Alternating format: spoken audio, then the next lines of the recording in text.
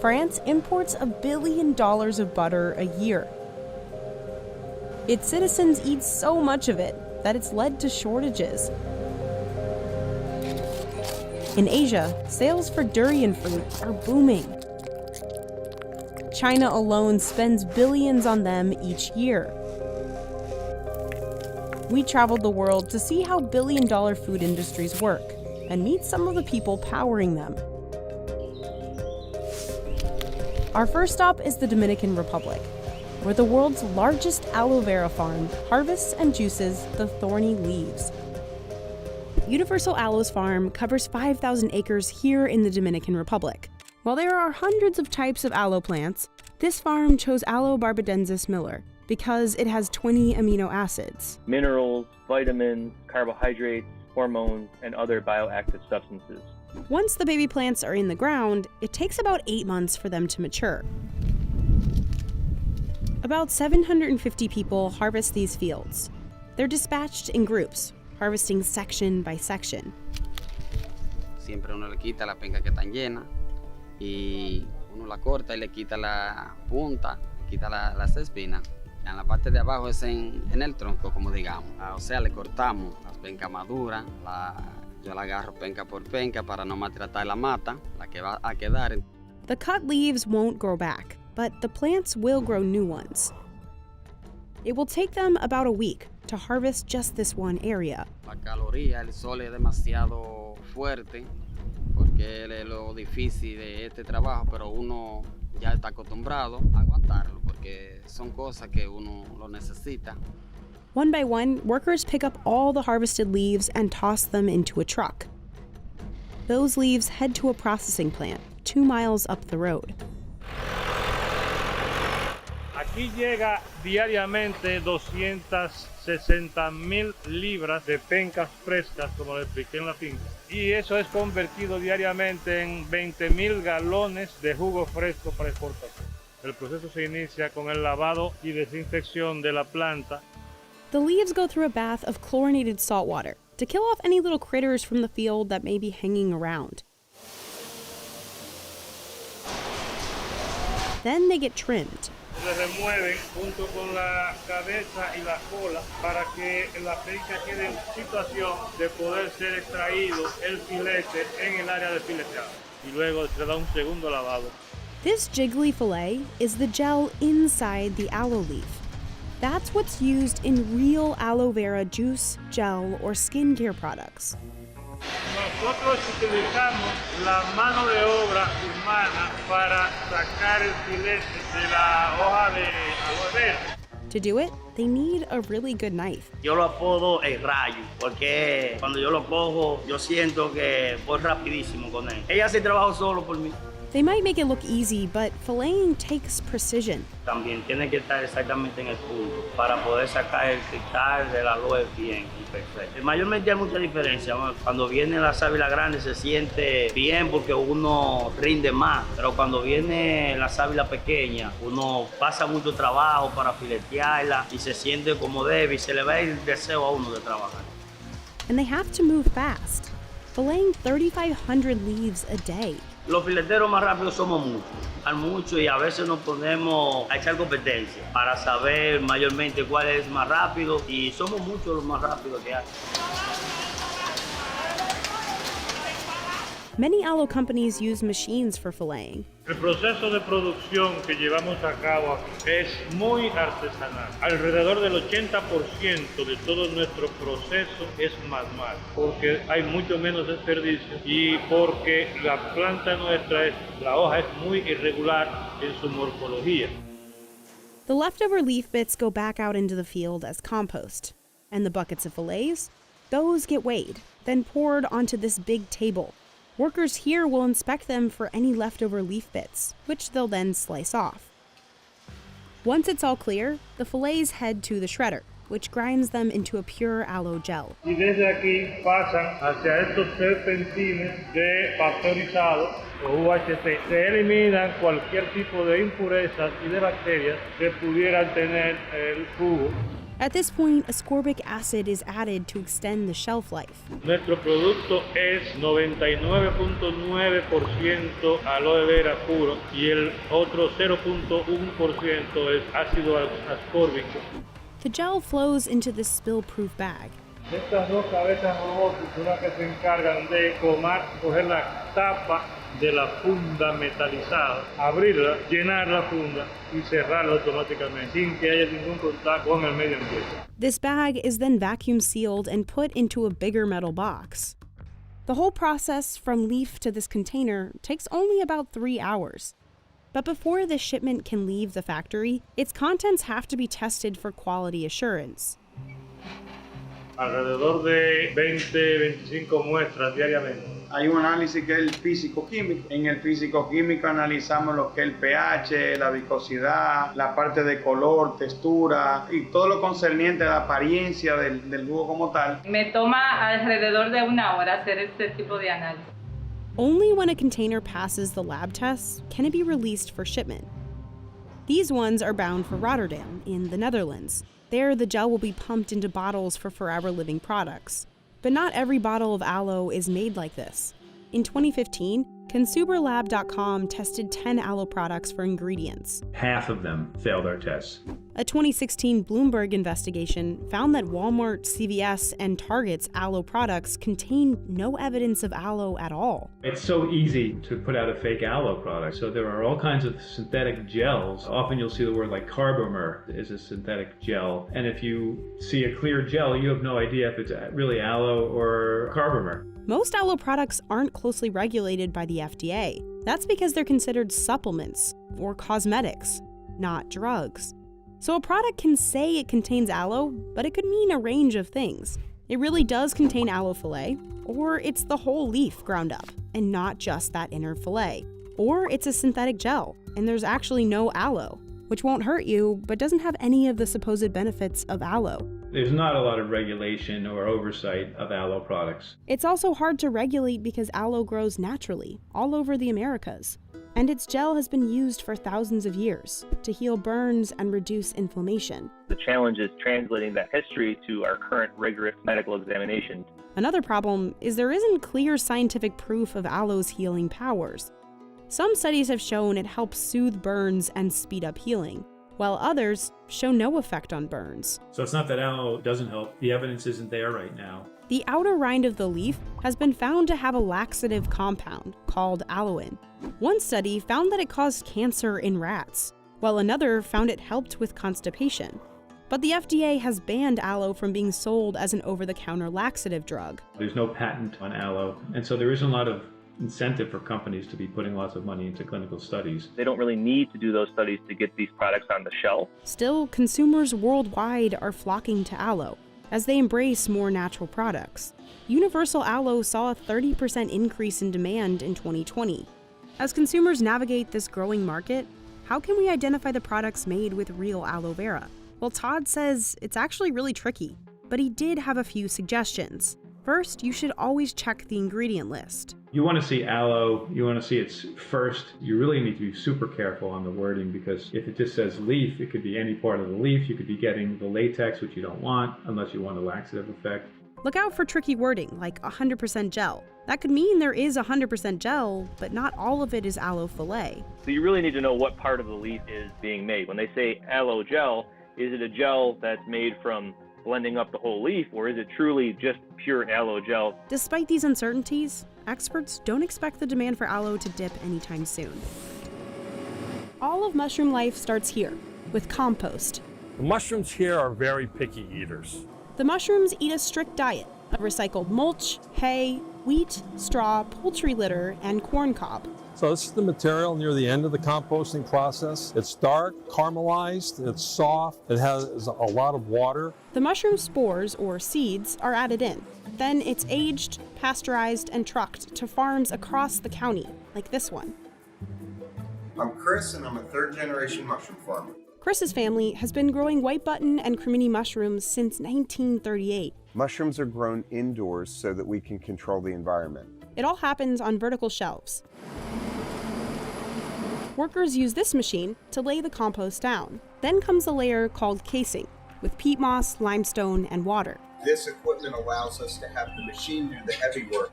It helps get a perfect 1 3/4 inch layer, so the mushrooms don't grow unevenly or come up dirty. This panel controls the growing conditions.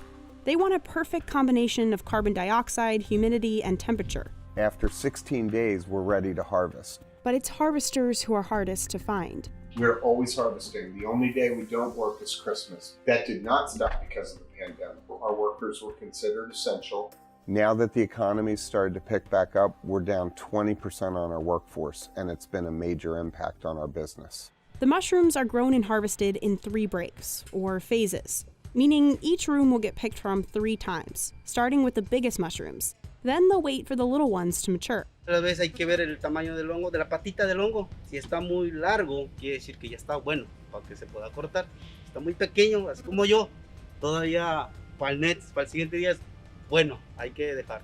Mushrooms double in size every 24 hours, so pickers have to move quickly, each armed with a knife, a cart, and tons of boxes. They harvest every mushroom by hand. You kind of twist the mushrooms, you don't put in the door.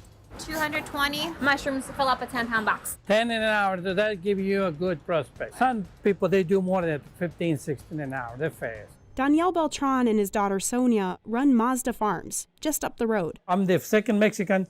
They grow mushrooms in the whole United States. Daniel worked as a mushroom picker for over 12 years. And I was thinking on my mind, I said, I hope one day I get a farm. Today, he and Sonia own 25 mushroom houses.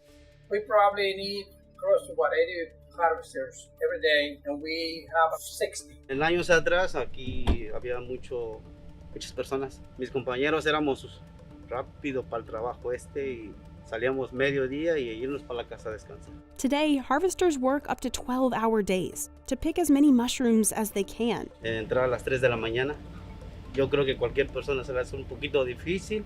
But they still can't keep up. Eso se queda, al día siguiente se hace más grande, que se vuelve loco de ver tantos hongos. We should be harvesting 10 rooms of mushrooms every day, and we usually only can get to 7 or 8 rooms. In the leftover rooms, the mushrooms will be steamed off, meaning they'll be destroyed. It's a race against time, because mushrooms grow so quickly. Waiting even one day means... Se abre, le decimos en inglés es open, ya en la factoría no está muy bueno.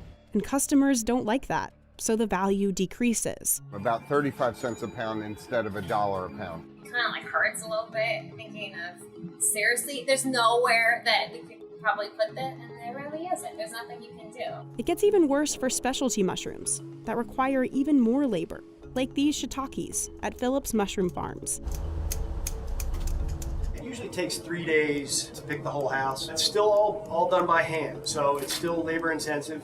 Or these maitakes. Each one of these logs has to be moved by hand. Put them on a shelf to spawn run, then we take them off the shelf and bring them down here, put them on this shelf to pick, and then we have to pick them. And then we also have to throw it away. There's 6 touches in the course of this thing's life cycle. Every touch is a person, which are hard to come by nowadays. But the labor issues don't just stop at harvest. They can also be felt at the packing level. Megan is the 3rd generation of her family to run Mother Earth Organic Mushrooms. This pallet of mushrooms was just brought in from our farms, and then we get it into one of our 2 coolers. Everything is labeled so that we know exactly what farm it came from, the date it came in, and how many pounds were brought in, and it's all in our system, so we can easily trace back all of our product. Megan has machines to wash and cut the mushrooms, and even to wrap and label the boxes. But everything in between, from topping off a box to tracking and weighing, is done by hand. And then it'll get put in a flat at the end and get palletized to go out to the customer. Mother Earth delivers mushrooms as far as Denver, Texas, and Boston. But getting them there is tough with so few workers. So it used to just be harvesters that were harder to get. Now it's at our harvesting level, at our supervisor level, at our quality assurance level, even our office staff level. Truck drivers have been really hard to find as well. The problem is if they can't get them harvested at the farms, that means we don't have the mushrooms for the packing facility. It's a complete ripple effect. So how did the industry's labor problem become so dire? Well, it starts with Kennett Square's history of immigration. Quakers, a Protestant Christian group, were the first to grow mushrooms here in 1885. As the story goes, originally, A Quaker farmer who grew carnations tried to grow mushrooms under the beds of the carnations, and he was successful. The Quakers then hired Italian immigrants to do the hard manual labor. The Italians then started hundreds of mushroom farms of their own in the area. From the 1950s to the 70s, former sugarcane workers from Puerto Rico settled into Kennett Square and took over picking the mushrooms. But when they began asking for higher wages and better working conditions, farm owners fired them and hired Mexican immigrants instead. In 1986, President Ronald Reagan signed an immigration bill that gave legal status to certain undocumented agricultural workers who came into the country before 1982. That really helped for all the Mexican workers. Most Mexicans work on the mushroom industry for, I would say, at least 40 years. They built Kennett Square into America's mushroom capital. It now produces 60% of the country's product. But that population of Mexican immigrants is aging out of this work, and their kids have chosen other career paths. We started getting people from Central America now. Even before the pandemic, these new workers began leaving for other industries. There's people that say, oh, like you go to construction or you go to landscaping, you make more money. To make things worse, strict immigration laws in the US have suffocated the legal flow of Central and Latin American workers. Because mushrooms are a year-round crop, the industry doesn't qualify for the H-2A temporary worker program, which allows immigrants to come into the US and work in seasonal agriculture. The labor crunch is affecting every mushroom farm, both small and large. To entice the few pickers left, farm owners are offering perks, higher pay, housing, and transportation to and from work. Our harvesters work on a piece rate. We pay them per box. My average harvester earns over $14 an hour, but I have some harvesters that make over $20 an hour. I would like to pay them more. The company just can't afford to yet. Agriculture in general and mushroom farms specifically work on very thin margins. So when we can't harvest 10% of our product, we're definitely losing money. Chris is losing $40,000 in revenue a week. For this current year, we probably have lost somewhere in the middle of $250,000. It's millions of dollars. Yes.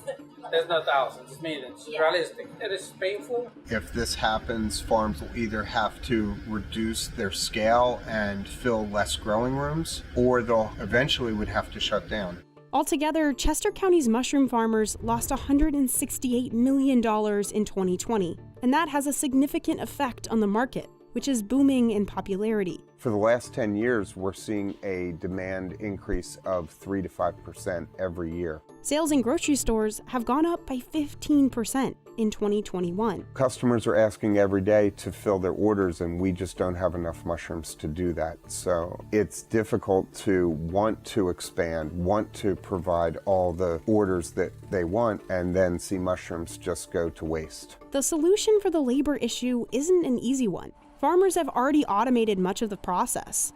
Some have turned to growing bigger mushrooms. If you grow a larger mushroom, it actually makes it a lot faster for the harvesters to pick them, so we can get them quicker here and get them out to our customers and do it with less labor. The American Mushroom Institute is pushing the Senate to pass the Farm Workforce Modernization Act. The bill would extend the H-2A temporary worker program to the mushroom industry. That way, immigrants could get an agricultural worker visa to pick mushrooms. We need more migrant workers. We need more ability to bring people up to the country. Just like our grandparents did, they came up and worked 2 jobs and worked hard to make a better life for ourselves. And we need to continue to have America do that for new immigrant populations. Others in the industry are considering robot pickers, though not everyone thinks they're the best option. You can't really get a machine to be as delicate as a person's hand to choose exactly which mushroom. You also have to have like the eye to see which one is ready to pick. Robots like this are still 3 years away. Until then, farmers will keep putting out the call for anybody to come help pick mushrooms. Next, we head to Thailand, where farmers harvest 1 million metric tons of the world's most expensive durian fruit each year. Durian is native to several tropical climates around the world, including Thailand. Thailand alone grows over 300 varieties, but the most expensive durians are grown in Nonthaburi province. They're known as Nont durian. Nont makes up the highest grade of durian in Thailand and is often given as a token of respect. But even among Nont durians, 2 varieties stand out. The most expensive, Khan Yao durian, and the slightly more affordable Montong durian. เพราะว่าผลไม้ต้องเข้าใจว่าคำว่าผลไม้มันก็เหมือนงานโมเดลที่แบบว่าออกมาทุกลูกแต่ก็ไม่เหมือนกันทุกลูกรสชาติมันก็จะแตกต่างกันทุกลูกมันไม่เหมือนกันทุกลูกเหมือนกันก็คือ Nant durian is described as having refined and sweet pulp with a mild fragrance and creamy texture, whereas other lesser grade durians are said to have a stronger smell and a watery texture. Nant durian has a distinct taste and smell for two main reasons: Nanthaburi's environment and the growing practices of its farmers. Nanthaburi province has been a center for durian farming in Thailand for over 300 years. Farmers in this region have been honing their technique for generations, using their resources and skill to grow the highest quality durians possible. One of the resources they depend on is the Chao Phraya River, which flows through Nanthaburi and fertilizes the soil. แล้วดินที่เราปลูกเนี่ยเป็นดินเหมือนดินตะกอนตั้งแต่สมัยปู่ย่าตายายอะค่ะมีใบท้องหลามีพืชตระกูลถั่วปลูกเพื่อให้บำรุงดินอยู่ตลอดเวลาค่ะรสชาติเลยแตกต่างจากที่อื่น But the river water isn't used to water the durian trees themselves. Farmers in Nanthaburi prefer to buy fresh water, which they believe improves the final quality of the durian. จะบอกว่าทุเรียนนมเป็นทุเรียนที่ปราณีตในการปลูกใช่ไหมของคนอื่นเขาคือเขาใช้น้ำบาดาลน้ำในแม่น้ำลำธารได้แต่ของจังหวัดนนท์ต้องใช้น้ำประปาคือคุณทำสวนคุณก็ต้องซื้อน้ำแล้วอะก็คือถ้าเวลาปลูกทุเรียนนนท์เนี่ยเขาจะปลูกด้วยการวิธีการยกโคกยกให้สูงขึ้นแล้วก็ปลูกต้นไม้ใต้โคนต้นเพื่อให้ความชื้นแล้วก็รดน้ำทุกวันละครั้งตอนเช้า After planting, it takes about 6 years for a healthy durian tree to bear fruit. Once the trees start to flower, farmers count the days until the fruits are ripe. Depending on the breed, this can span 90 to 150 days. But it's not only the time and labor that make Nant durian so pricey. The costs to provide this kind of care add up. Just the water costs about $2,200 per year.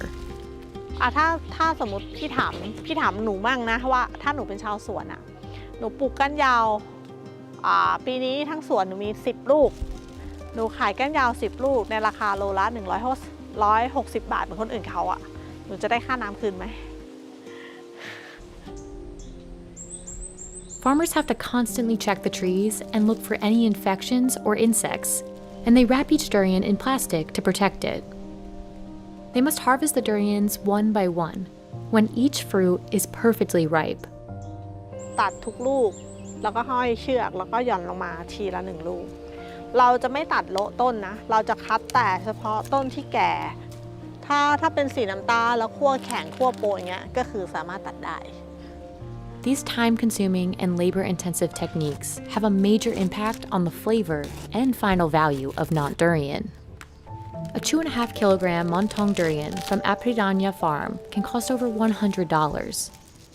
That's about a third of the price of Kanyao, making it a more popular and affordable option for customers.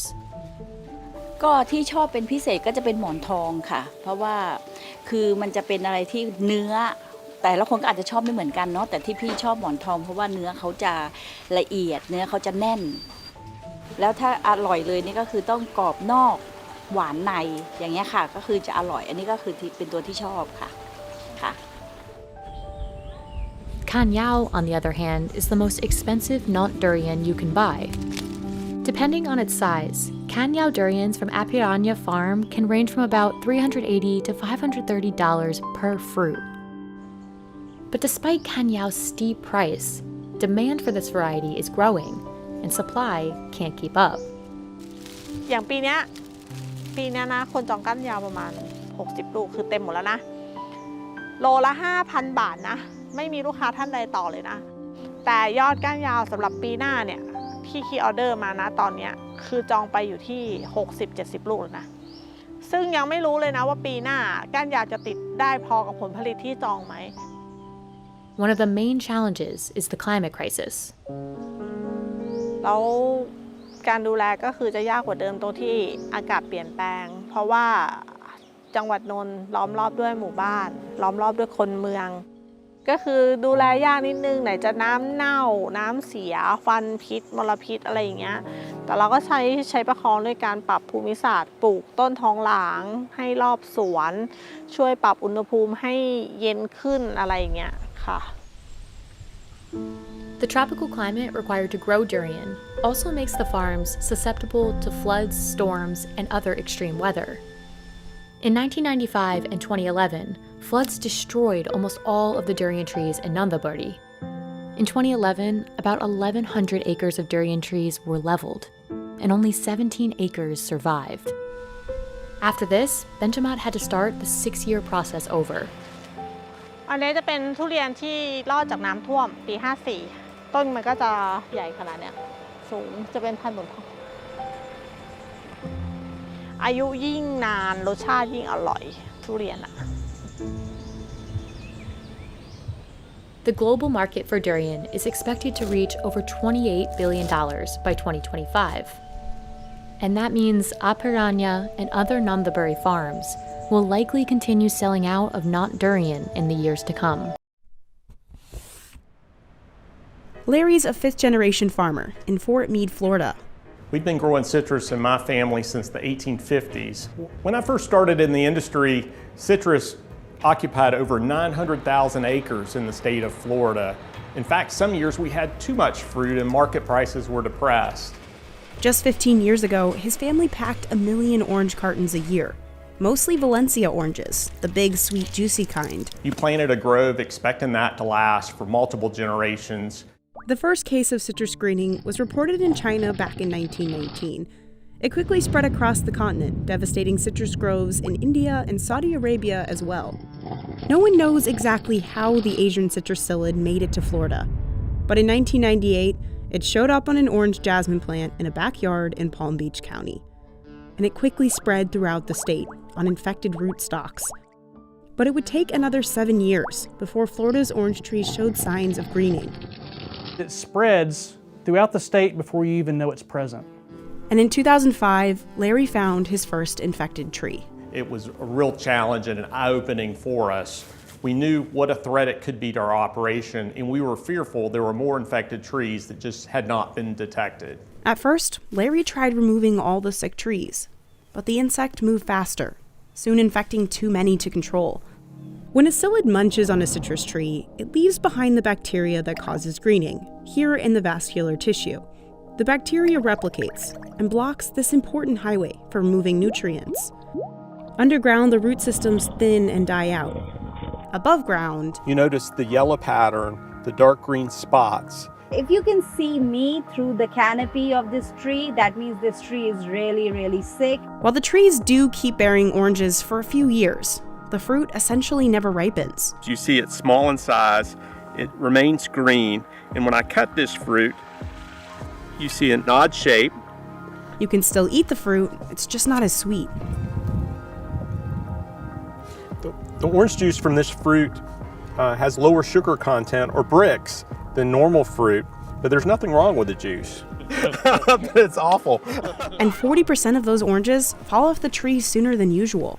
The bacteria is actually starving and kills the tree over time. Today, researchers estimate 90% of all orange trees in the state have the bacteria. No longer do you see citrus trees abundant in the landscape.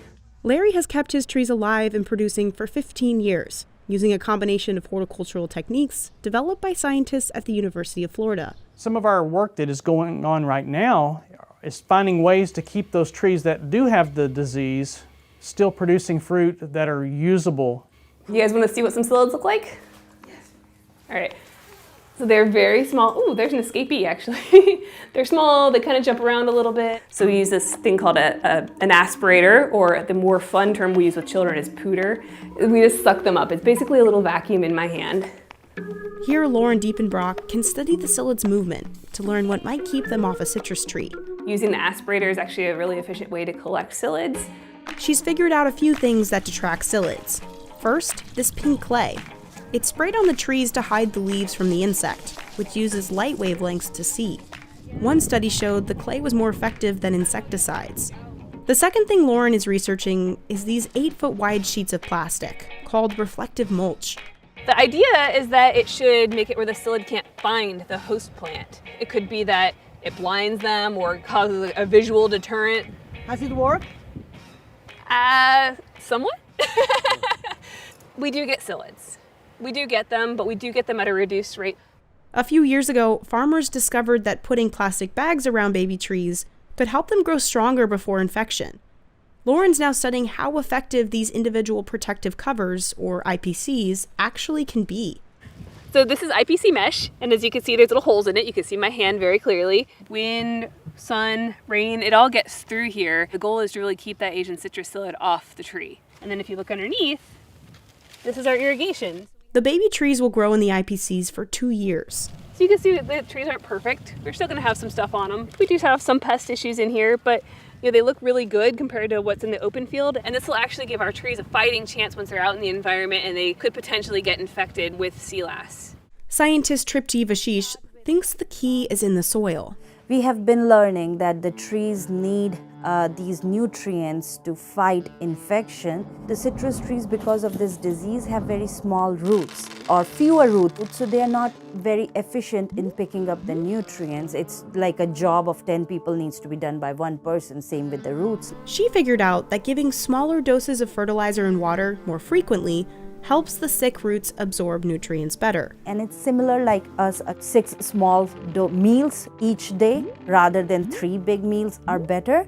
Same is with the fertilizer and irrigation. Smaller doses are better than big doses. Larry uses fertilizer custom designed for his trees. He's also planting more young ones. One of our strategies for dealing with greening is to plant the groves at higher densities. We're planting 300 trees per acre compared to 140 to 150 trees per acre before we were dealing with the disease. So if he knows all the trees will get infected, with more planted, hopefully some will survive. Growers have also tried releasing predator wasps and spraying insecticides. While there's no silver bullet, in combination, these short-term solutions have sort of worked. You can slow down the decline. We've been battling citrus greening for 15 years, and while the industry's not thriving, we're definitely surviving. But the problem is, all these approaches tack on an extra $600 per acre onto production costs for growers. Our revenues are down by more than half on an individual grove basis. Growers are losing money. And many couldn't swallow the losses. By early 2022, half of Florida's orange growers had left the industry. So while he waits for a long-term solution, Larry's taking the hit so he can keep harvesting the same way his family always has. Workers quickly pick the oranges and drop them into bags. Once they've got a good batch, pickers dump them into baskets in the grove. Workers then truck the oranges to the packing facility just down the road. We have 8 digital cameras that takes a picture of each piece of fruit as it travels through the packing line. We use an electronic sorter to divide the crop by color. If they're orange enough, the fruit gets cleaned and hit with a layer of natural wax. It preserves the fruit, extends its shelf life. Today, because of HLB, Larry packs half as many boxes as he did 17 years ago. If the oranges are a bit too green, Larry knows they'll be hard to sell on the fresh side. So he sends them to get juiced at the Florida's Natural Plant in Lake Wales. Larry owns the juicing plant along with other local growers as part of the company's cooperative. About 90% of the fruit grown in the state goes to orange juice.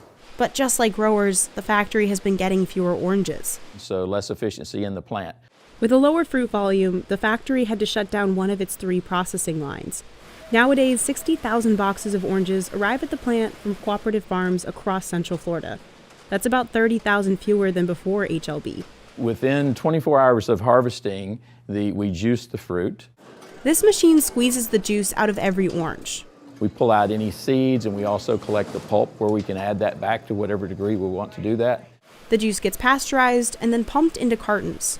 But remember, greening affects oranges' natural sugar content.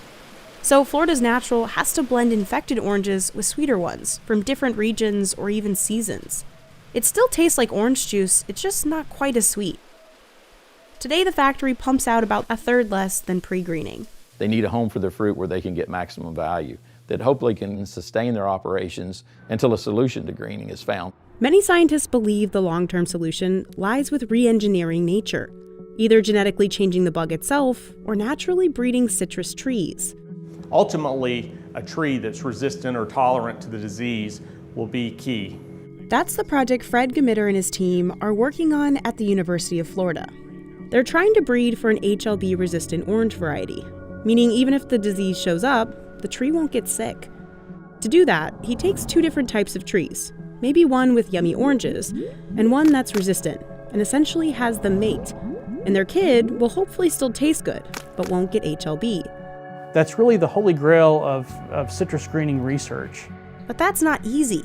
Finding a resistant orange is like looking for a genetic needle in a haystack. It's extremely difficult to breed new oranges. We know of some kinds of trees related to oranges that are resistant, and we're trying to access the genetics of those resistant types by making crosses. Fred says it could take more than a decade. So it's long term. There's always an element of serendipity in this. But armed with that miracle-resistant tree, they could be better prepared to tackle future diseases. It's a global, interconnected world we live in. People and plant diseases move about pretty freely, and so there will be another problem, another disease come along. I believe science will continue to deliver new tools that will make growing citrus easier over time. I look forward to those days. I'm sure we'll have other challenges that we'll face in time, but today citrus screening is here to stay.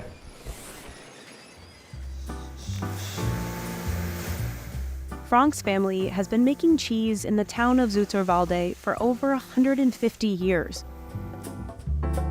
Every day, he starts by warming over 600 gallons of milk, pumped in from the milking barn. Milk floating in now is like 37 degrees, just the body temperature of a cow. For every batch of cheese, he adds rennet, enzymes that make the proteins in the milk clump together into solid curds, leaving behind the liquid whey. Rennet is like a pair of scissors cutting through the milk. After 30 minutes, a giant curd has formed. It should break open like that. That's good. This machine starts cutting it into pieces. And we cut it real small in order to have very little moisture in the cheese, in order to make a cheese which can age for years. Frank's parents taught him how to make cheese when he was 22 years old. My brother and I are the 7th generation kaptein producing cheese and milking cows. And well, there will be at least 7 generations of cows walking on this farm as well. He took over the family business with his brother in January of 2022. I think 50% of the Dutch people has a great-grandfather who's been a farmer. Farmers shaped the landscape in the Netherlands. In the 13th century, nearly a fifth of what is now the Netherlands was underwater. Over the centuries, the Dutch built dikes to hold back the sea. Farmers drained large portions of the reclaimed land to plant crops. But one of the only things that would grow on the wet soil was grass. So raising cattle for meat, milk, and cheese became big business. The dairy industry eventually became a symbol of the Netherlands, as much as tulips and windmills. Milk and cows graced Dutch masterpieces by Vermeer and Van Gogh. By the 20th century, the Netherlands was producing so much cheese, it was a valuable export. Today, almost all Dutch dairy farms sell their milk to big factories that pasteurize it and use machines to make cheese on a large scale. But Frank only works with raw milk. Just 4% of Dutch dairy farms make Gouda in-house like he does. We still produce it on the way like my great-grandfather did. And I don't know if that's extra good, but I like it. And what machines do at factories, he still prefers doing by hand, like checking the consistency of the curds himself. No, it's just a warm way. It's like almost 30 degrees. And the curd is real soft now. And now the curd over here is just like this deep under the whey, and over there there's no curd anymore. But I'm just checking if the curd is a bit equally divided. equally spread. He can start draining out some of that liquid whey, but nothing goes to waste. He skims the fat to make butter and feeds the whey to his pigs. The pigs are already happy with just whey. And I like butter on my sandwich in the morning.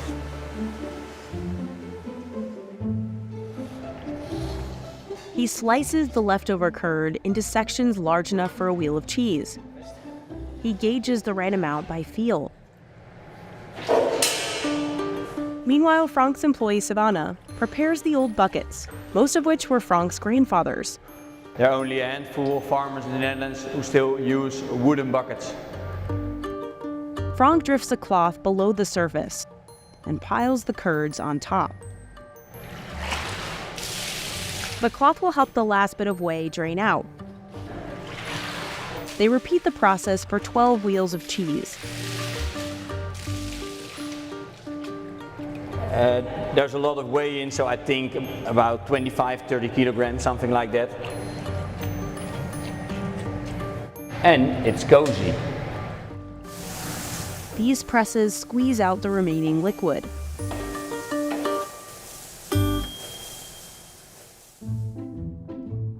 All this cheese comes from the milk of Frank's 200 female cows. The Netherlands has nearly 1.6 million of them, and they produce lots of nitrogen because of what they eat: fertilizer-grown grass in the summer and imported grain and soy year-round. Their pee is full of nitrogen too, and when it mixes with their poop, it creates a gas called ammonia. The plumes of ammonia drop down onto nature reserves and acidify the soil. Some nitrogen-loving plants like grass take over, while other native plants can't absorb proper nutrients. From there, it's a domino effect. Many native plants grow weak or die out. Snails can't get enough nutrients to build their shells. The birds that eat the snails can't develop eggs, or their chicks are born with frail bones. Inside one of the Netherlands' largest national parks, rangers like Annemieke Visser-Winterink say oak and pine trees are dying out. They're all sick. There's not one that I would say, oh, you know, that's very, very fit or very a healthy tree. You can say that the trees are starving. It's not getting all the nutrients that it needs to be a very healthy, full-grown oak tree that it can be. Environmentalists say 14 habitats in the country are on the brink of collapse. The dairy sector is one of the drivers of biodiversity loss in the Netherlands. Back in 1992, what is now the European Union adopted a law known as the Habitats Directive, requiring countries to designate nature areas for conservation. In order to comply, the Netherlands introduced policies to cut nitrogen on these protected lands. Back then, Dutch farms had one of the highest ammonia emission rates in Europe. By 2019, the industry had cut its emissions by almost 2/3. Covered manure storage, like below this slatted floor, has helped. If it stays sealed underground for enough time, the ammonia won't evaporate as much. Everywhere we are standing, there's 2 meters deep basement full of manure and pee. But these efforts alone weren't enough. The farms releasing the most ammonia sat near those protected nature reserves. The nation's highest court said the Netherlands needed to do more. The government scrambled to comply. Some lawmakers suggested cutting the number of animals in the country in half. Farmers were outraged. They protested for weeks, dumping manure on streets and blocking roads with tractors. Het is voor ons bestaansrecht. Dus ja, ik hoop dat voor te zetten, maar dan moeten de regels wel mee gaan werken, anders zal dat niet mogelijk zijn. By early 2023, the government lowered the goal to a 50% cut. But by then, a pro-farmer political party named the Farmer Citizen Movement had swept provincial elections. Rick Lueders is a party leader in this area. We have a nitrogen law which is rigid and is fully focused on dairy farming, and we want that this law is gone. Soon after, the government announced a $1.6 billion plan to buy out and close up to 3,000 high-emitting farms near nature reserves. A farmer can voluntarily take the buyout and possibly get more than their farm is worth.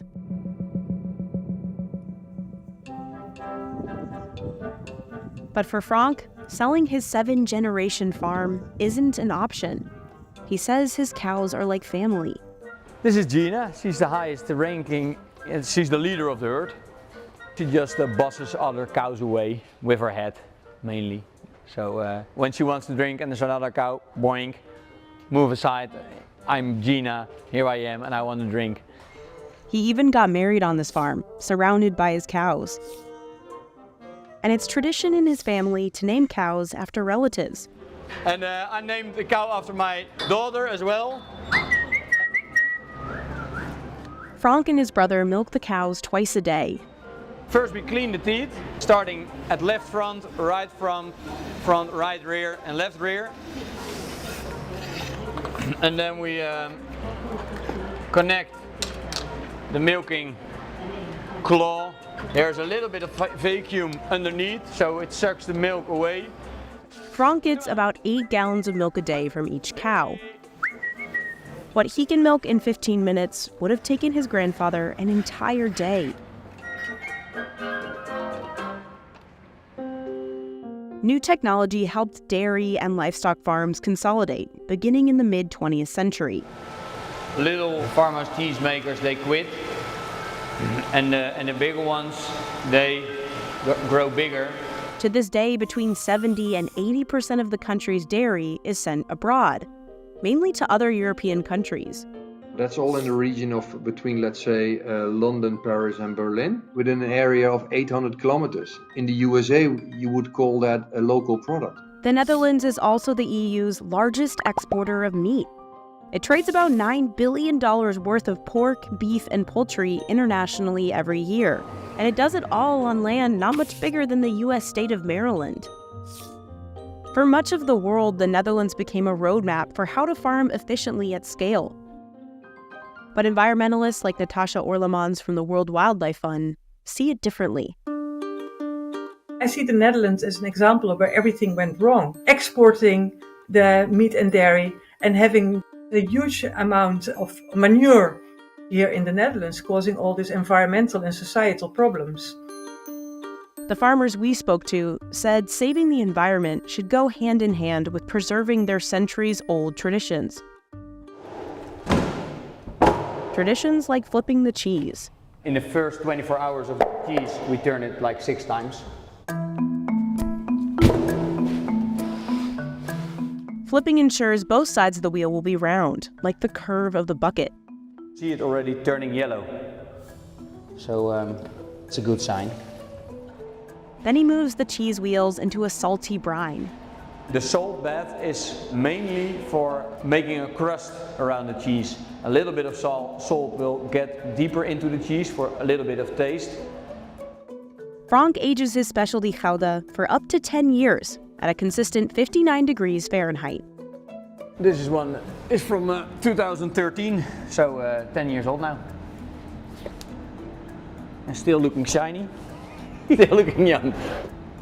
Here he stores hundreds of wheels, over $100,000 worth of cheese. Every day we turn them, put an extra layer of coating on top of it. That liquid plastic coating seals in the moisture. And of course to keep mold away. You hear it when I lift it, it gets stuck on the shell. So that's why you flip it as well. As it ages, friendly bacteria build up amino acids, these crystals. That's where the flavor of the cheese comes from. Frank can tell it's aging well from the sound. It's nice flat here. You hear it? Frank is one of over 45,000 people working in the Dutch dairy industry. If you just take out half of the farmers and half of the jobs and half of the income, where do these people going to work? They go to the cities probably, and the whole villages at the countryside will become ghost cities, I think. Within 10 or 15 years, I'm worried, who's going to produce our food? And where is it coming from? Many farmers now face a tough decision. Take the buyout, decrease their herds, move their farms, or make pricey upgrades to try to cut nitrogen emissions. But not everyone can afford costly innovations. Many farmers are working on narrow margins or are already in debt. Farmers don't get a loan from the bank because they say, oh, we don't know if you can still farm after this due to these regulations. Plus, farmers don't even know yet if innovations could actually save their farm from closure. Researchers at Wageningen University are hoping they can. This is not a commercial dairy farm, it's a research center. That's Kees de Koning. He runs the university's dairy campus. His team is testing different iterations of the slatted floor Frank has. We can run trials where we separate the urine and the solids. They're also studying the effect of robotic scrapers and poop vacuums. By quickly moving waste into closed storage, vacuums reduce methane and ammonia loss. But Kees estimates one like this could cost over $20,000, and a farm of 120 cows would need 2. Kees says changing cows' diets is a cheaper option. So, can we feed cows in such a way that we have less ammonia emission or less nitrogen losses? His team feeds the cows different combinations of food. Then they use these troughs to test how much the animals eat and their emissions. The electronic ID system is identified, so we know exactly which cow is in the box. So if innovations can't help, farmers still have the option of the buyout. As of November 2023, nearly 1,000 livestock farms had registered for it. Almost a quarter were dairy farms. But the government won't pay them out for a while. That will take at least another 6 months to a year before that is finalized.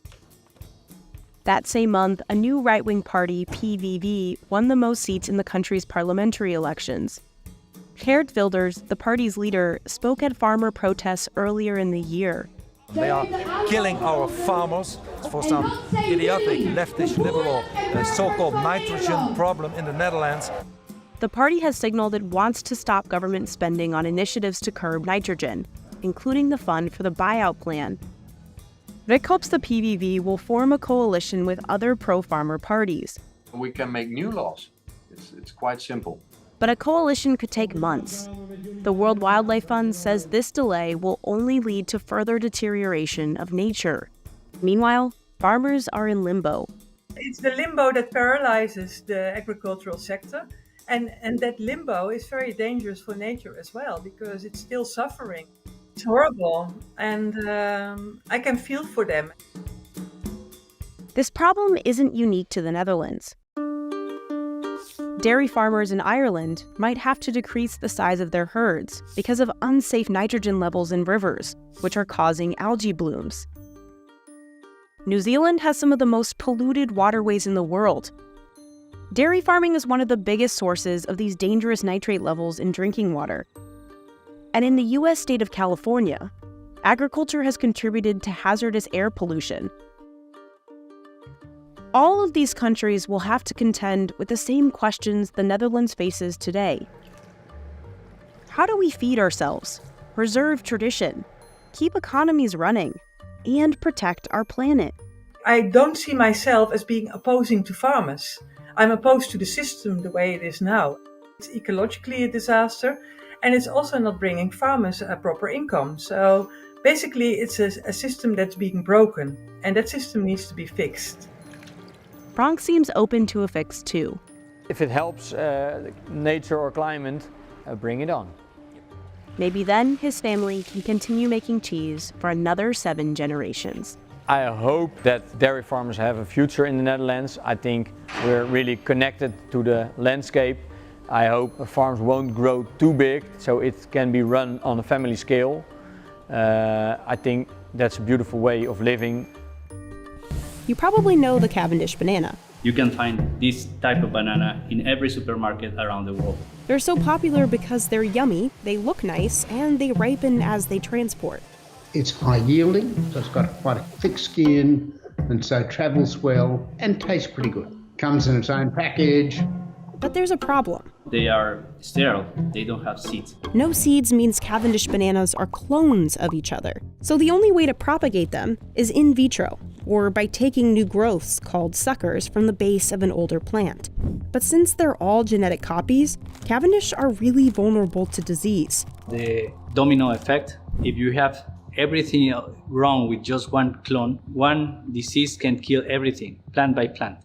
That's exactly what's happening with TR4, one of the deadliest plant diseases out there. The fungus doesn't spread to humans, but it does eventually kill the banana plant, so no more fruit grows.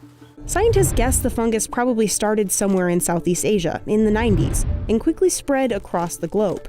Then in 2019, it hit Latin America. Combined with the Caribbean, that area grows 75% of the world's bananas. Primero una reacción de mucho de impacto porque el Fusarium no estaba ni cerca en el continente y de repente aparece en nuestro departamento, en el departamento de La Guajira, en uno de los departamentos más importantes de producción bananera. To make sure the fungus doesn't spread, farms across Colombia have implemented biosecurity measures. Evanorte 2 was one of the first farms in the country to detect TR4.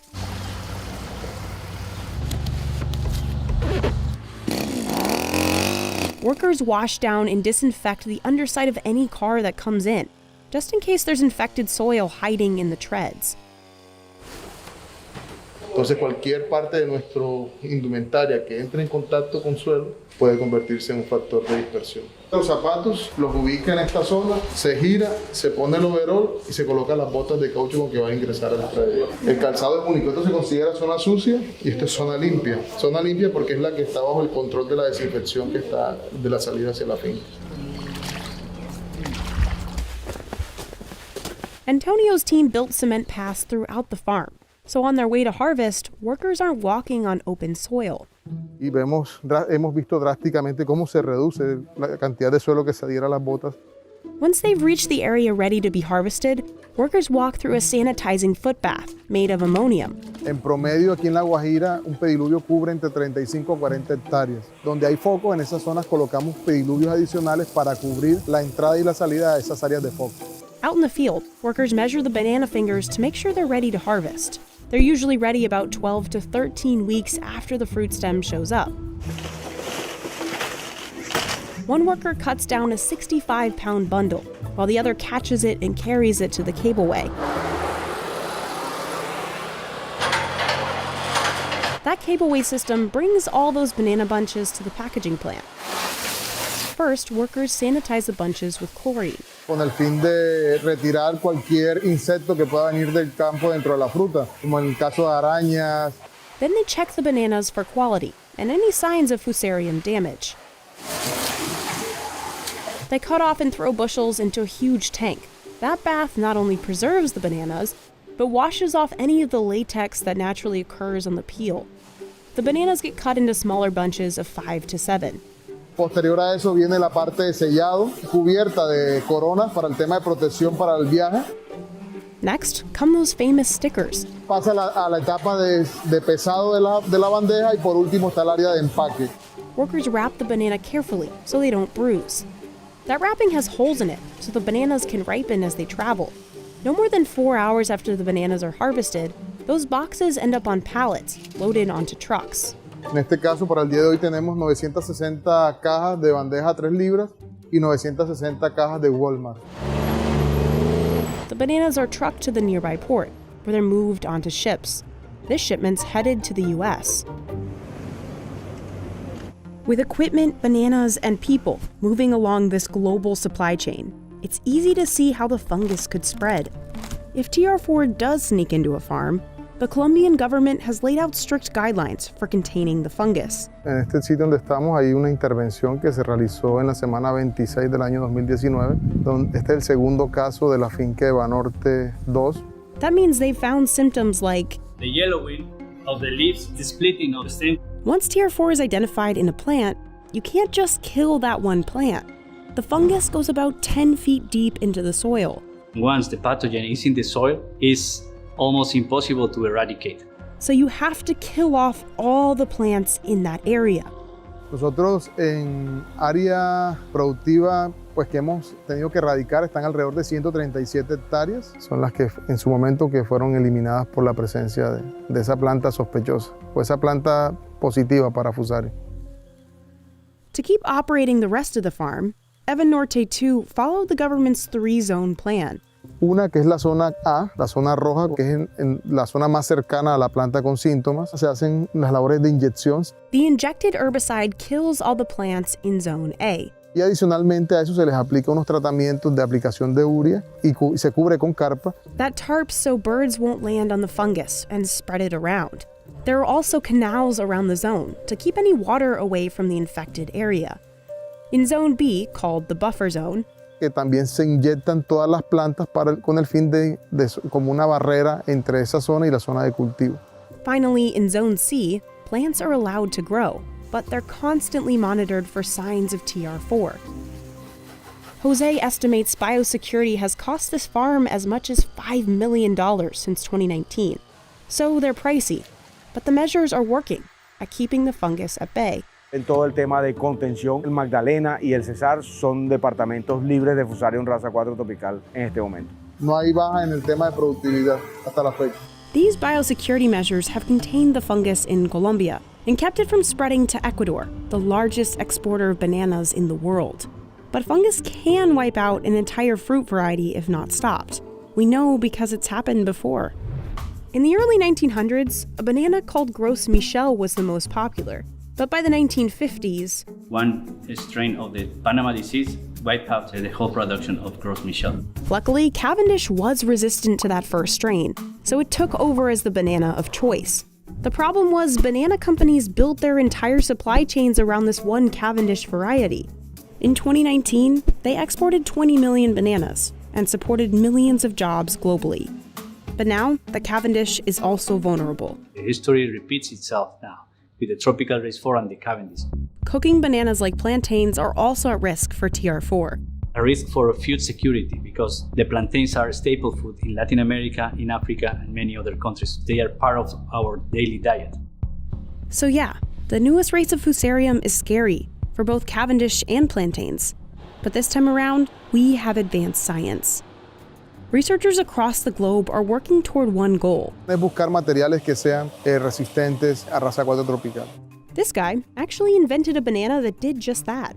Back in 2019, Dr. James Dale announced that his team had successfully injected the DNA from a resistant banana into a Cavendish, and it worked. We found the solution. We have a line of Cavendish which appears to be completely resistant to TR4. The thing we haven't done yet is a taste test, and that's because they're GM. They look, smell, feel exactly the same as every other banana. We've only changed one gene. But no one would buy his miracle banana because it was genetically modified. A nivel internacional, las variedades modificadas genéticamente no son una solución ni siquiera tanto por el consumidor como por el comprador, como los que compran la fruta no aceptan. In the EU, most member countries have either partly or fully banned GMOs.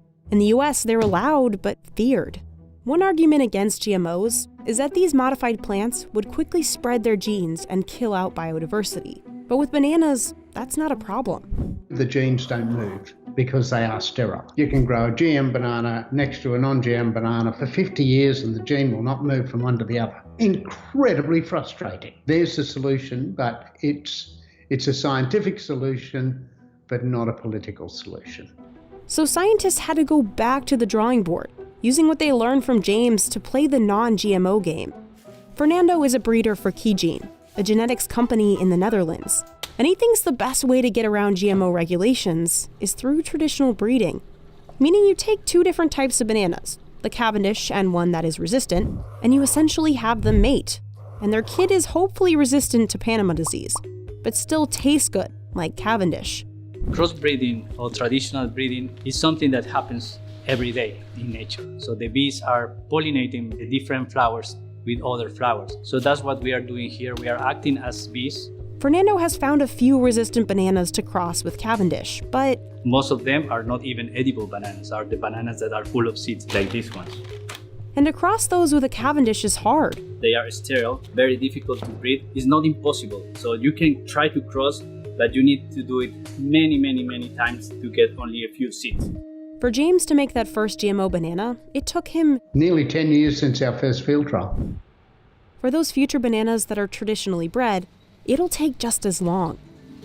It will take lots of years because the life cycle of the banana is quite slow. But the longer it takes to traditionally breed a resistant Cavendish, the more the disease spreads, and the more strains of Fusarium could be released. Fernando says there's a bigger picture way to attack this problem: diversity.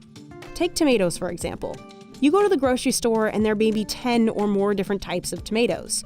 Cherry, vine, beef, Roma. That's diversity. So if one tomato gets in trouble, it won't be a huge loss. Fernando and his colleagues have the same vision for bananas.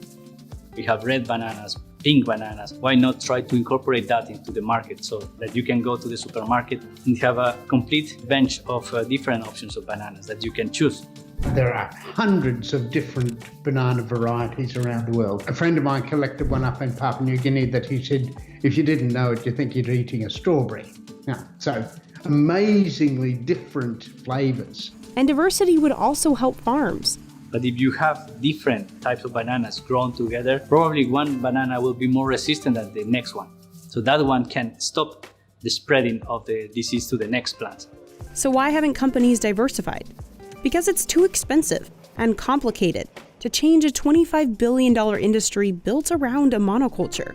So until a solution is found, these biosecurity measures will have to be the short-term fix for keeping the big business of bananas alive.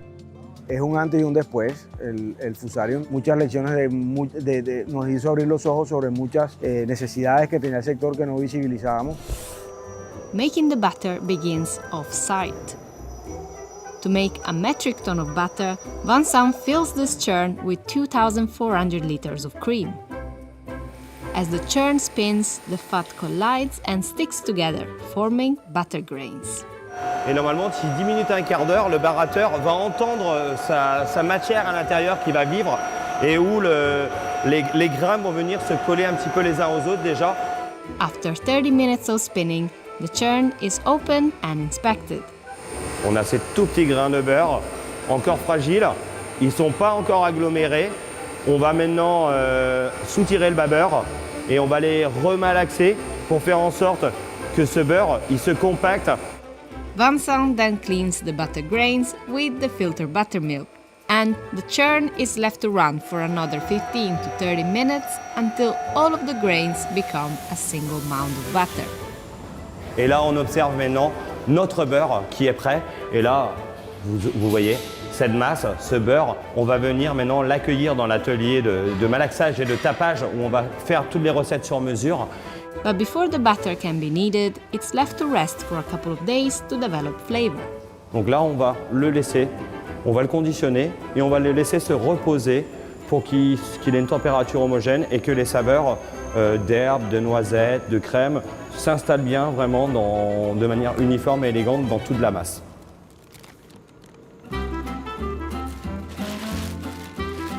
At the Maison du Beurre, or butter house, 50 kilogram blocks of butter are unwrapped and sliced into smaller pieces. The butter is kneaded with a wooden roller on a rotating table, using a 19th century technique known as malaxage. This removes the excess buttermilk and creates a silky smooth texture. It was introduced into the process by Maison Bordier's founder, Jean-Yves Bordier. Mais en moyenne, sur une journée, les malaxeurs vont malaxer entre 800 et 1 tonne de beurre. On travaille sur un plateau et sur un cylindre en bois qui sont, pour nous, c'est un matériel qui est facilement récupérable dans la nature, mais on travaille sur un bois exotique très très dur et ça ne va pas coller au beurre. Donc quand ça va passer entre les deux, ça va l'écraser, ça va l'assouplir et c'est vraiment l'avantage de pouvoir le travailler à la main. Et Thomas, sur le malaxeur, sur sa journée de travail, peut faire 15, 20, 30 lots différents, mais c'est des quantités différentes à chaque malaxage. At larger workshops, centrifuges are typically used to remove the remaining buttermilk, but here it is done entirely by hand. Quand vous regardez Thomas, ça paraît tout simple, mais en fin de compte, pour pouvoir malaxer, Thomas va mettre tous ses sens en éveil. Donc le toucher, quand le beurre, il va sentir la résistance et la souplesse qui va se créer. Vous le voyez qui utilise son doigt pour couper. Mais quand on coupe, en fin de compte, il va détecter si le beurre est encore dur ou s'il est souple, il va sentir les endroits qui ont besoin d'être plus malaxés. Ça, c'est vraiment important. C'est toute une sensibilité pour le malaxage. This process requires so much skill that Bordier requires people to apprentice for a year. Faut avoir une âme de cuisinier. C'est-à-dire qu'à chaque saison, à chaque semaine et à chaque lot de beurre, ça peut réagir différemment. Donc on va vraiment adapter à chaque malaxage. On a la chance. Donc c'est-à-dire que pour comprendre le beurre d'aujourd'hui, on doit remonter à la semaine dernière. Qu'est-ce que mangeait la vache? Quelle météo faisait-il? Comment se sentait-elle? Et on va avoir des beurres qui vont évoluer au fur et à mesure des saisons. Il faut l'apprendre en un an, parce qu'il faut au moins parcourir toutes les saisons pour comprendre comment il réagit entre l'hiver, le printemps, l'été et l'automne, le savoir.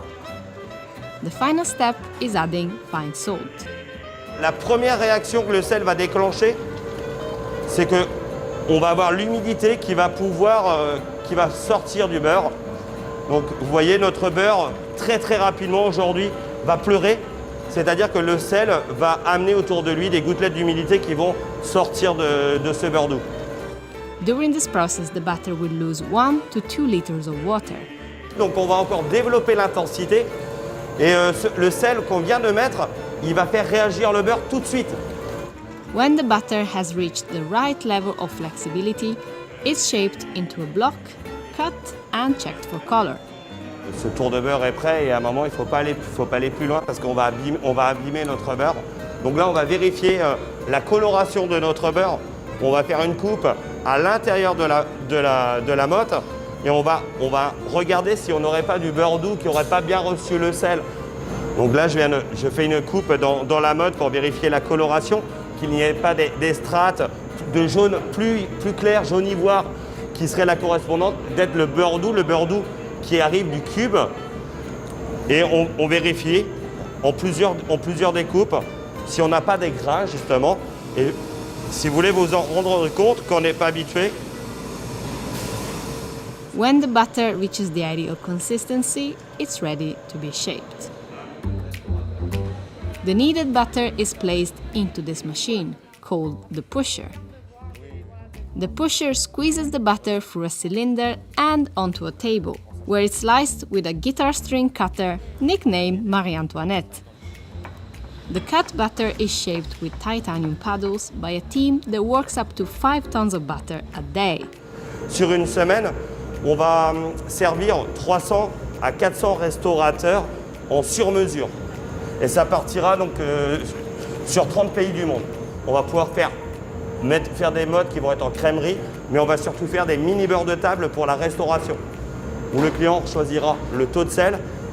Another signature of Bordier is its use of stamps. On va aussi travailler donc, sur des beurres ultra personnalisés en mettant des empreintes et où on va tamponner nos beurres à l'effigie avec des logos, avec les initiales d'un restaurateur. Là, vous avez justement notre B, le B de la maison Bordier. Le tampon va être tourné par un artisan et va être sculpté par quelqu'un qui a une formation aux beaux-arts. Tous les tampons sont faits manuellement, individuellement, en cordon du bois pour que ça ne colle pas au beurre. Bordier makes around 13 different butter recipes throughout the year. On va avoir après des beurres de saison. C'est-à-dire qu'on a un beurre spécialement pour l'été.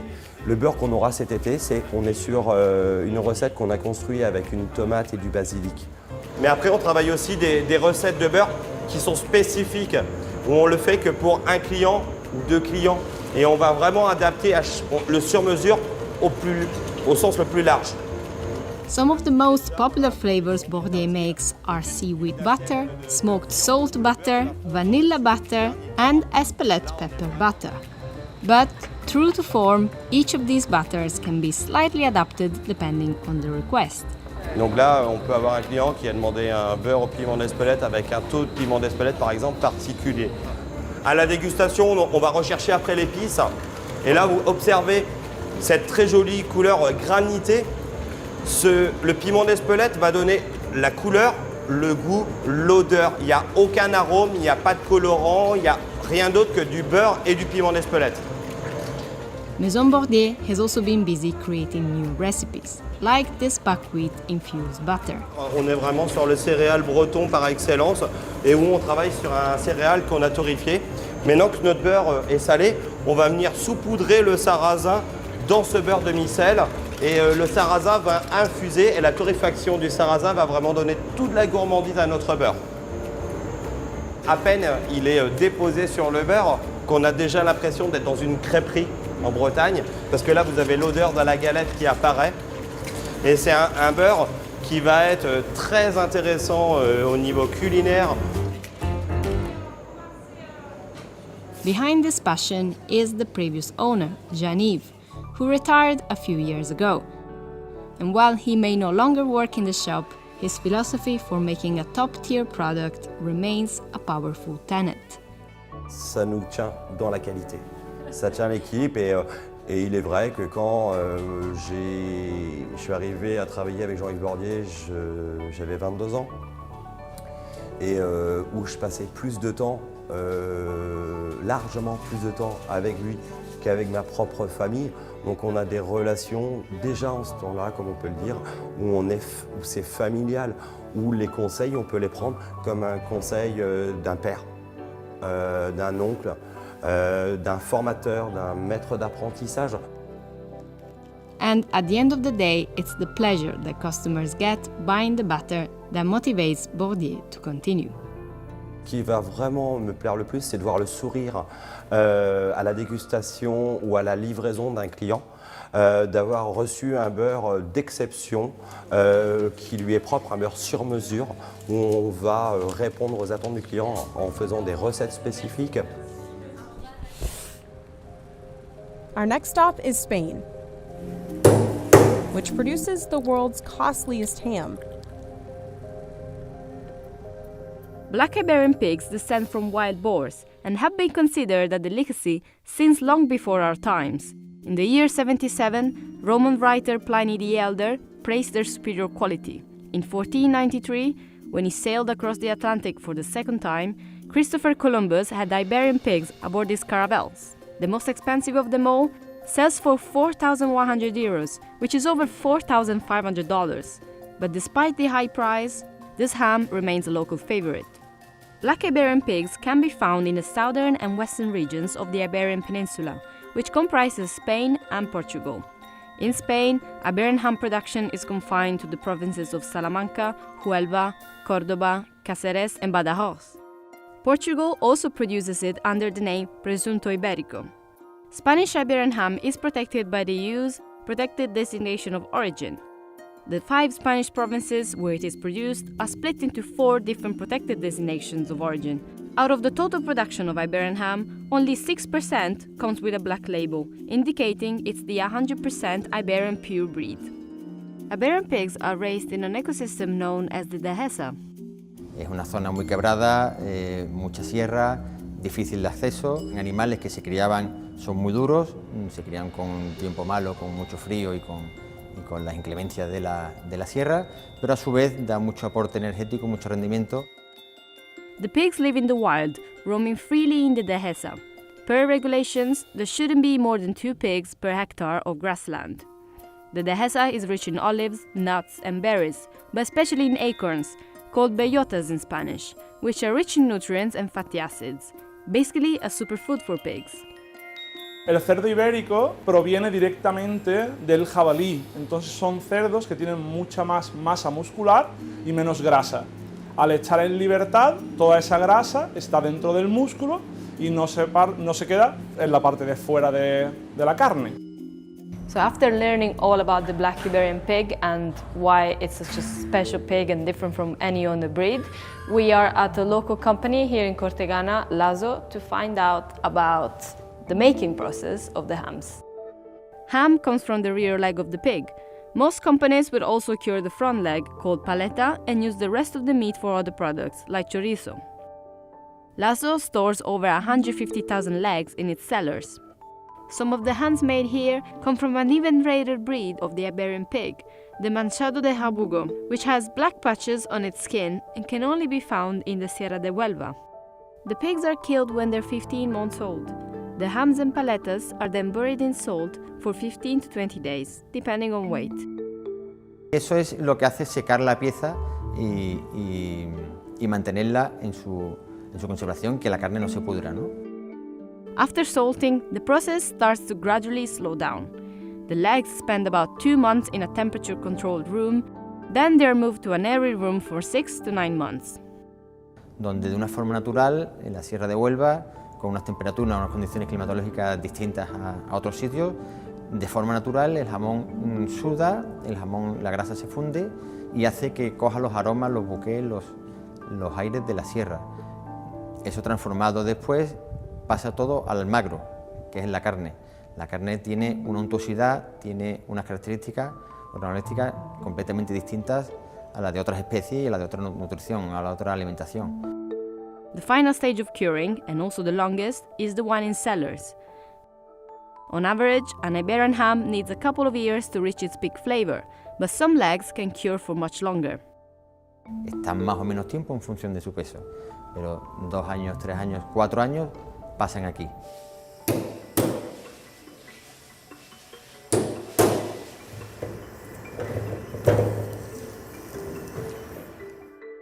To get a better understanding of how Iberian ham is labeled on the market, we visited Productos de la Sierra, a shop in Seville that sources local products from Andalucía and no farther than 250 kilometers.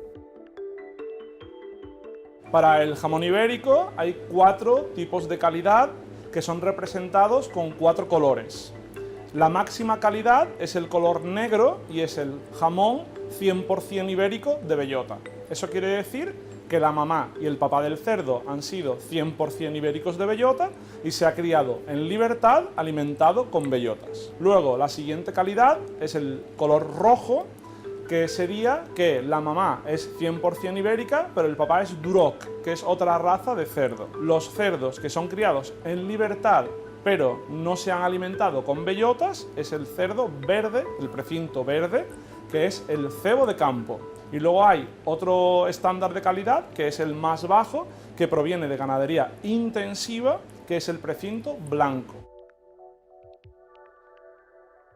How we know if it's a good ham? Needs to be, soft, and the fat needs to melt with a little bit of temperature, so it's a good one. As with its origin and environment, Iberian ham is carved using a specific technique which can take a lot of time to learn. El jamón ibérico se corta con un cuchillo largo, corto y muy flexible. Es muy importante cortar siempre en dirección del músculo para que el sabor de la grasa y la carne siempre permanezca en la misma dirección. ¿Cuáles son los retos de esta profesión? Conseguir que tenga el máximo número de lonchas cada vez que cortas un jamón, y también hay la posibilidad de hacer bonitos diseños con la grasa y con las diferentes lonchas. So this one is our jamón ibérico. This one is 100% ibérico, which is the highest grade. It's cut in like such a divine shape. I've never seen a ham cut like this. You're used to those like very long, just a bit sad slices. This one looks like kind of royal, and the room smells so nice. It smells so nice. And actually, before I try it, I just want to point out how shiny is this fat.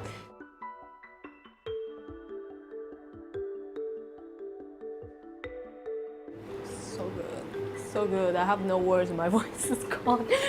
It's so good. It's not salty. Like, that's the thing that astonishes me every time that I have like a good quality ham or meat in general, that it doesn't taste like salt, even though it's the main stage of the production, of course.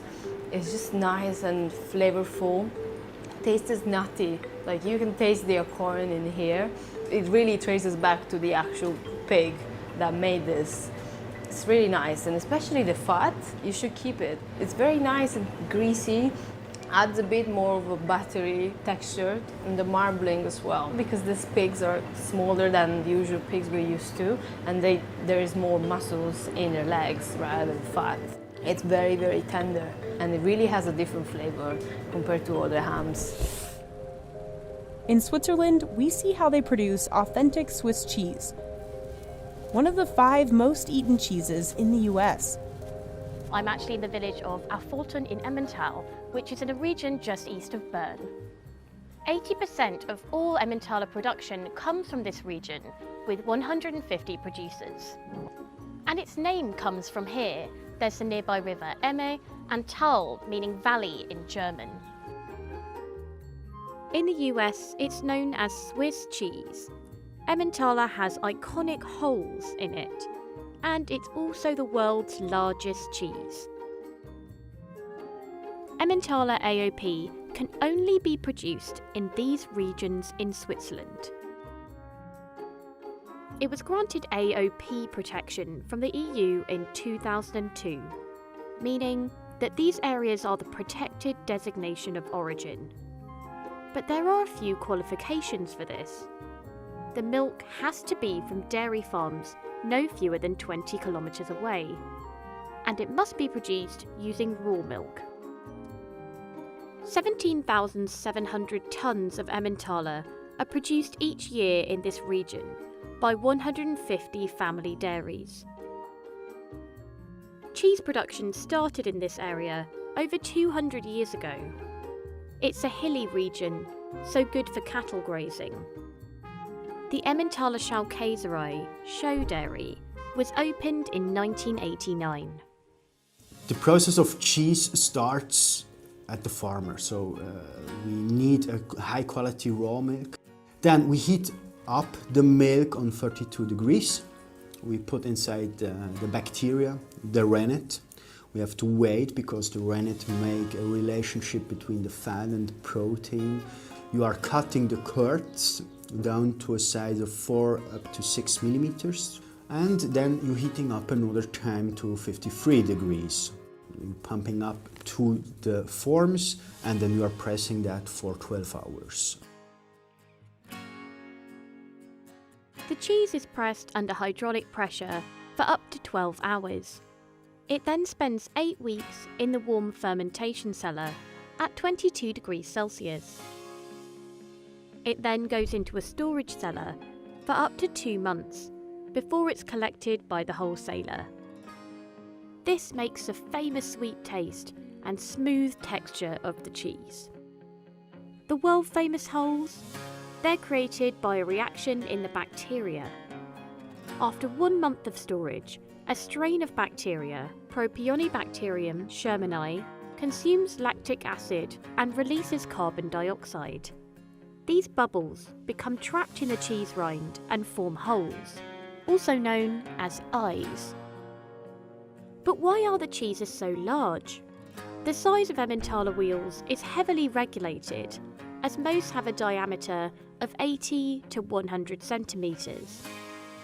They need to be a minimum of 75 kilograms.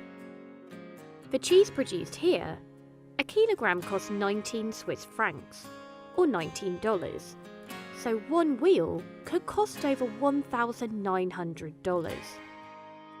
We have to pay taxes also in Switzerland, and 200 years ago they have the reglementation that you have to pay the taxes on a piece and not on kilogram, so they make a big cheese wheel and they have to pay only once the taxes, and still 200 years we're producing this at minimum 75 kilogram wheels.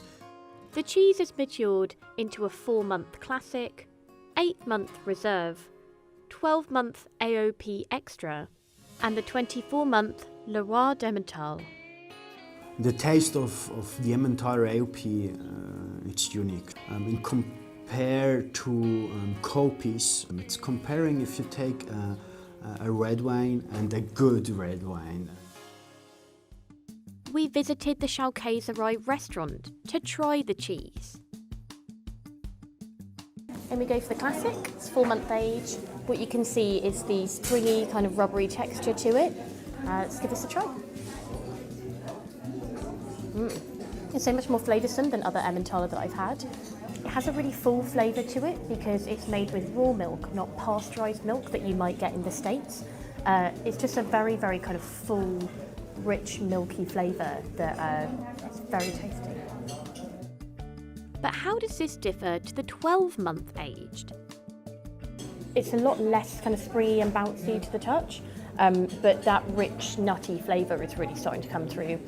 This room downstairs when we went into here in the dairy was the room that, the minute you walk in, there's this beautiful nutty aroma that hits you, and that is exactly what you can get in the cheese now.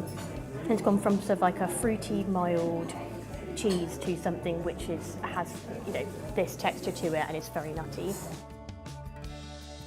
To be an authentic Emmentaler cheese, it needs to have the Emmentaler logo and a bespoke cheese number. On the rind, we put our brand on top before we press the cheese, and this is something like a tea bag, and this is growing directly into the rind. So if you are cutting the cheese wheel into pieces, on each rind you should find a part of this Emmentaler Switzerland logo, and you find also a little number on top. And with this number, our customers can go on our website, emmentaler.ch, and give this number inside, and Google Maps shows you where this product was produced in which dairy. And the dairies need to have this protection. Emmentaler is the world's most copied cheese. So 95% of that what is sold as a Swiss cheese or a cheese with holes called Emmental are fake Emmentaler. So the Emmentaler Switzerland, the brand is protected by the AOP label, and we have also a bacteria inside our cheese. We are the only cheese brand who are using this one.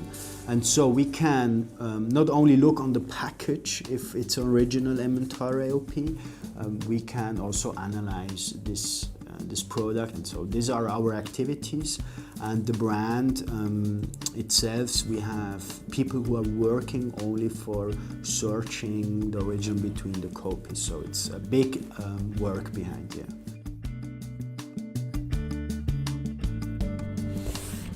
Ramirez hauls in its catch from private fishermen in the bustling Matosinhos harbor. Começamos a comprar sardinha em junho, julho. But with warming ocean temperatures, sardine populations have dropped by more than 80%.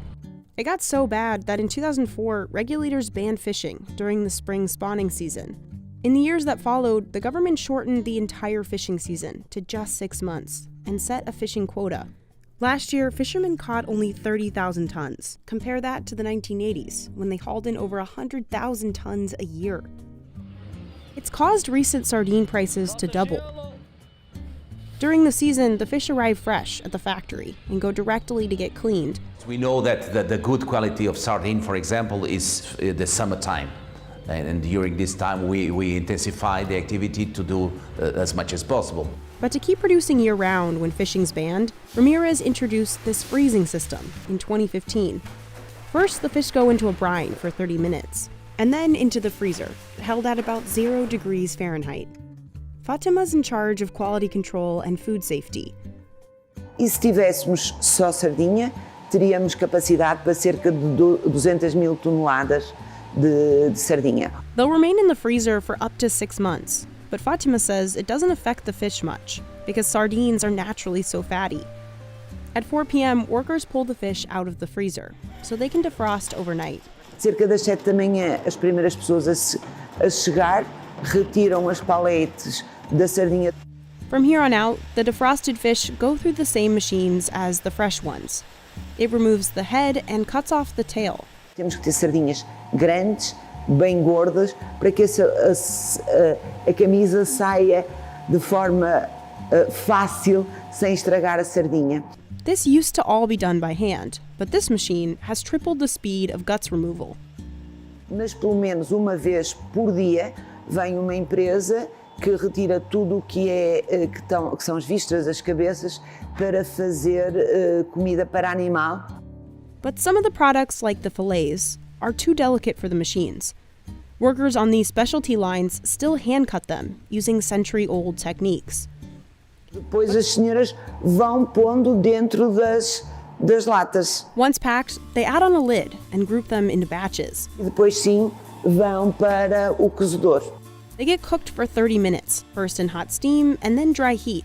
Once done, the workers add in other natural ingredients, like spicy sauce, peppers, or carrots. Next, the cans get weighed.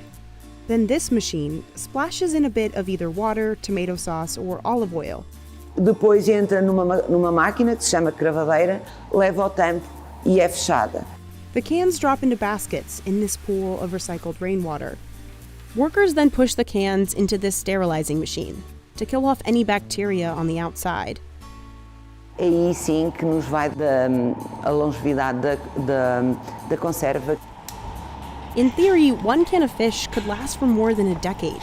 It was actually a French guy who invented canning in the early 1800s, when Napoleon put out a call for a way to feed his army. And the method took off in popularity. With its long stretch of coastline and abundance of fish, Portugal was primed to get in on the market. And in 1853, Manuel's great-great-grandfather opened the world's first fish cannery in Vila Real de Santo Antonio. By the 1920s, there were hundreds of competing factories along the coast, and during World War II, there was room for all of them. Portugal was neutral, so it exported cans to both sides. Some cans were found at the bunker of Hitler. Some of them were Portuguese and were from our company. And in 1940, the founder's grandson opened up a new factory, where it is now, in Matosinhos. By then, the sardine had become a cultural icon. But after World War II, the industry started declining. We had a revolution in 1974, and lots of companies had no freezing area. They had tough times, of course, so no frozen possibilities. Climate change and overfishing were also big contributors to the decline. By 2013, there were only 20 canneries left. So how did Ramirez stay afloat? First, because of its loyal staff, spanning generations. Ramirez runs an on-site daycare, and many of its current employees graduated from it. Eu trabalho aqui há 30 anos já. Esta é a Cristina, é minha filha. Tinha 3 meses de idade quando veio para a creche. O meu pai está na parte da manutenção e o meu marido, que também é na parte da manutenção. O dia que tenha filhos, trarei para a creche porque é uma mais-valia. The second reason? Gosto muito especial pela inovação. The original cans opened with a key and were often made of tin, which rusted more easily. So Manuel's grandfather switched to aluminum cans in the 70s. We developed, together with our can supplier, easy open way of opening a can of sardines or tuna. Along with the freezing system, fish cutting, and seaming machines, Ramirez also added this finishing line. O primeiro é a colocação de inkjet, o do lote, da validade e da identificação do próprio produtor. Depois sim, passa por uma máquina de raio-x, no sentido de ver se tem corpos estranhos. Quality Lab pulls nearly 100 sample cans throughout the day. They test for pH levels and check that seaming and sterilization were done right. Há muitas mais máquinas, há linhas robóticas novas e tenho mais espaço para trabalhar também. All these machines have tripled the company's production speed, from 100,000 cans every day in 2015 to 300,000 cans per day now. Finally, to stay competitive when sardine populations dropped, Ramirez added new products: tuna salad, mackerel, salmon, and codfish. So this difficulty became, an opportunity to do other very interesting products. Today, the company sells 70 different products and has introduced an online shopping platform. We export almost to 50 countries, spread it all over the world. E depois tem sempre três características: é pronto a comer, tem uma validade muito grande, é fácil de transportar. While sardine populations could fall again, Manuel doesn't seem worried. You have been here for almost 2 centuries, so I think we will overcome. These are sugar maple trees, and the Maple Guild has 460,000 of them, spanning across the Northeast Kingdom of Vermont and into Canada. Starting in December each year, crews spend 2 months putting plastic taps into each one of these trees by hand. The same tree can be tapped for decades. Next year we reuse everything, and we tap 8 inches high or low and 8 inches over so that we never harm a tree. It always allows it to heal. The sugaring season usually runs from February to April, but that's completely dependent on the weather forecast.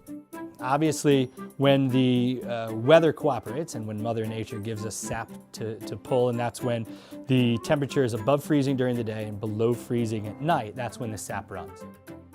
When the sap is running, it's extracted either through vacuum tubing or gravity. 6,000 miles of plastic tubing carry the sap from the trees to pump stations. These are called reverse osmosis houses. This is where the sap is collected and the water in the sap is filtered out, leaving a high sugar content concentrate. Sap has 2% sugar, concentrate has 20% sugar. So what we're doing in the reverse osmosis process is we're pulling water out of the sap and concentrating the maple syrup into another solution. Because so much water is removed during this process, it takes about 44 gallons of sap to make just 1 gallon of maple syrup. That sugar concentrate is loaded up into trucks and brought to the sugar house, where it's finally turned into maple syrup. In traditional sugaring techniques, turning sap into syrup means boiling it over direct heat, so the water evaporates. But the Maple Guild pioneered a new method that speeds up the process. It's called steam crafting. Instead of boiling the sap, it's steam heated at a lower temperature using coils. With this system, the Maple Guild can make 55 gallons of maple syrup in just 90 seconds. While in traditional boiling techniques, it can take anywhere between 9 and 56 hours to produce just 1 gallon of syrup. Not only is the steam crafting method quicker, but the company says it also produces a more nuanced maple flavor. Because sap can go bad quickly, it has to be transported to the sugar house within 3 hours of being tapped, and usually within 6 hours, it will become that golden maple syrup. When the sap is running, it can run for a day, it can run for a week, and then it can stop for 2 days or 3 weeks, and it's really whatever the weather gives us. But whenever that sap is running, we will have people at this plant 18, 24 hours a day non-stop while that sap is running, because we can't afford to lose any of it. Once the sap's turned into syrup, it's tested to make sure the sugar levels are right. Next, it's sent through filters to remove impurities, and it's tested for grading. The lighter the color of syrup, the higher the grade. Because the Maple Guild syrup has a short cooking time, it's lighter in color, giving it a consistent grade A golden rating.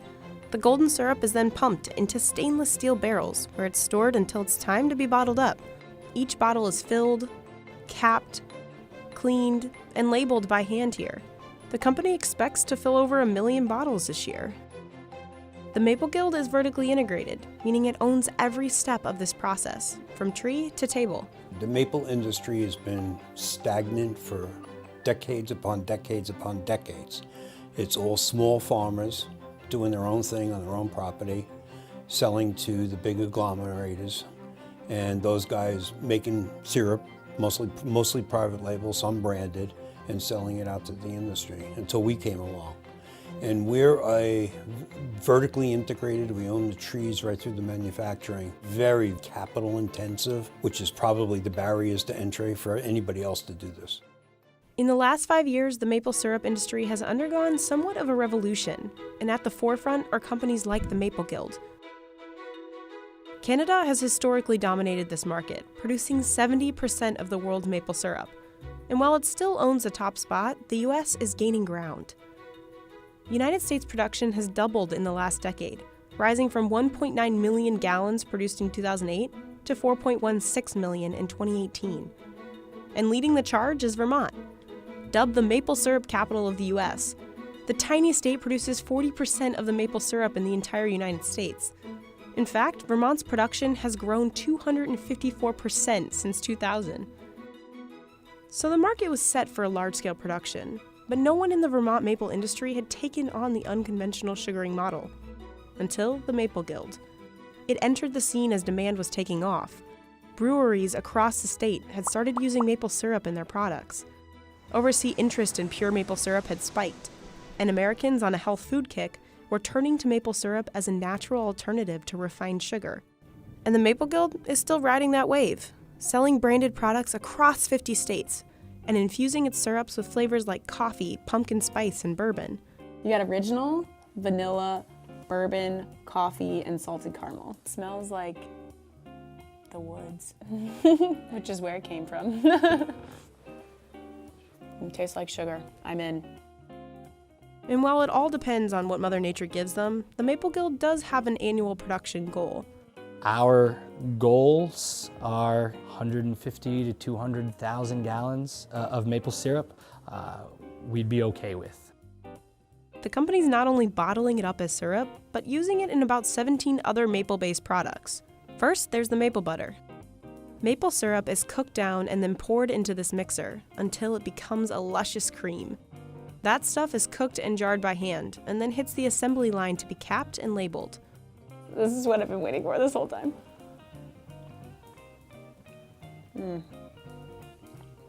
It's like icing. That's so good. There's also naturally fermented maple vinegar, 8 different maple sweetened teas, and 7 unique maple sweetened waters. The Maple Guild hopes that by introducing maple into as many categories as possible, it can show the versatility of the product and bring attention to where the golden syrup comes from, here in a Vermont forest. Next, we head to New Zealand, home to one of the world's priciest honeys.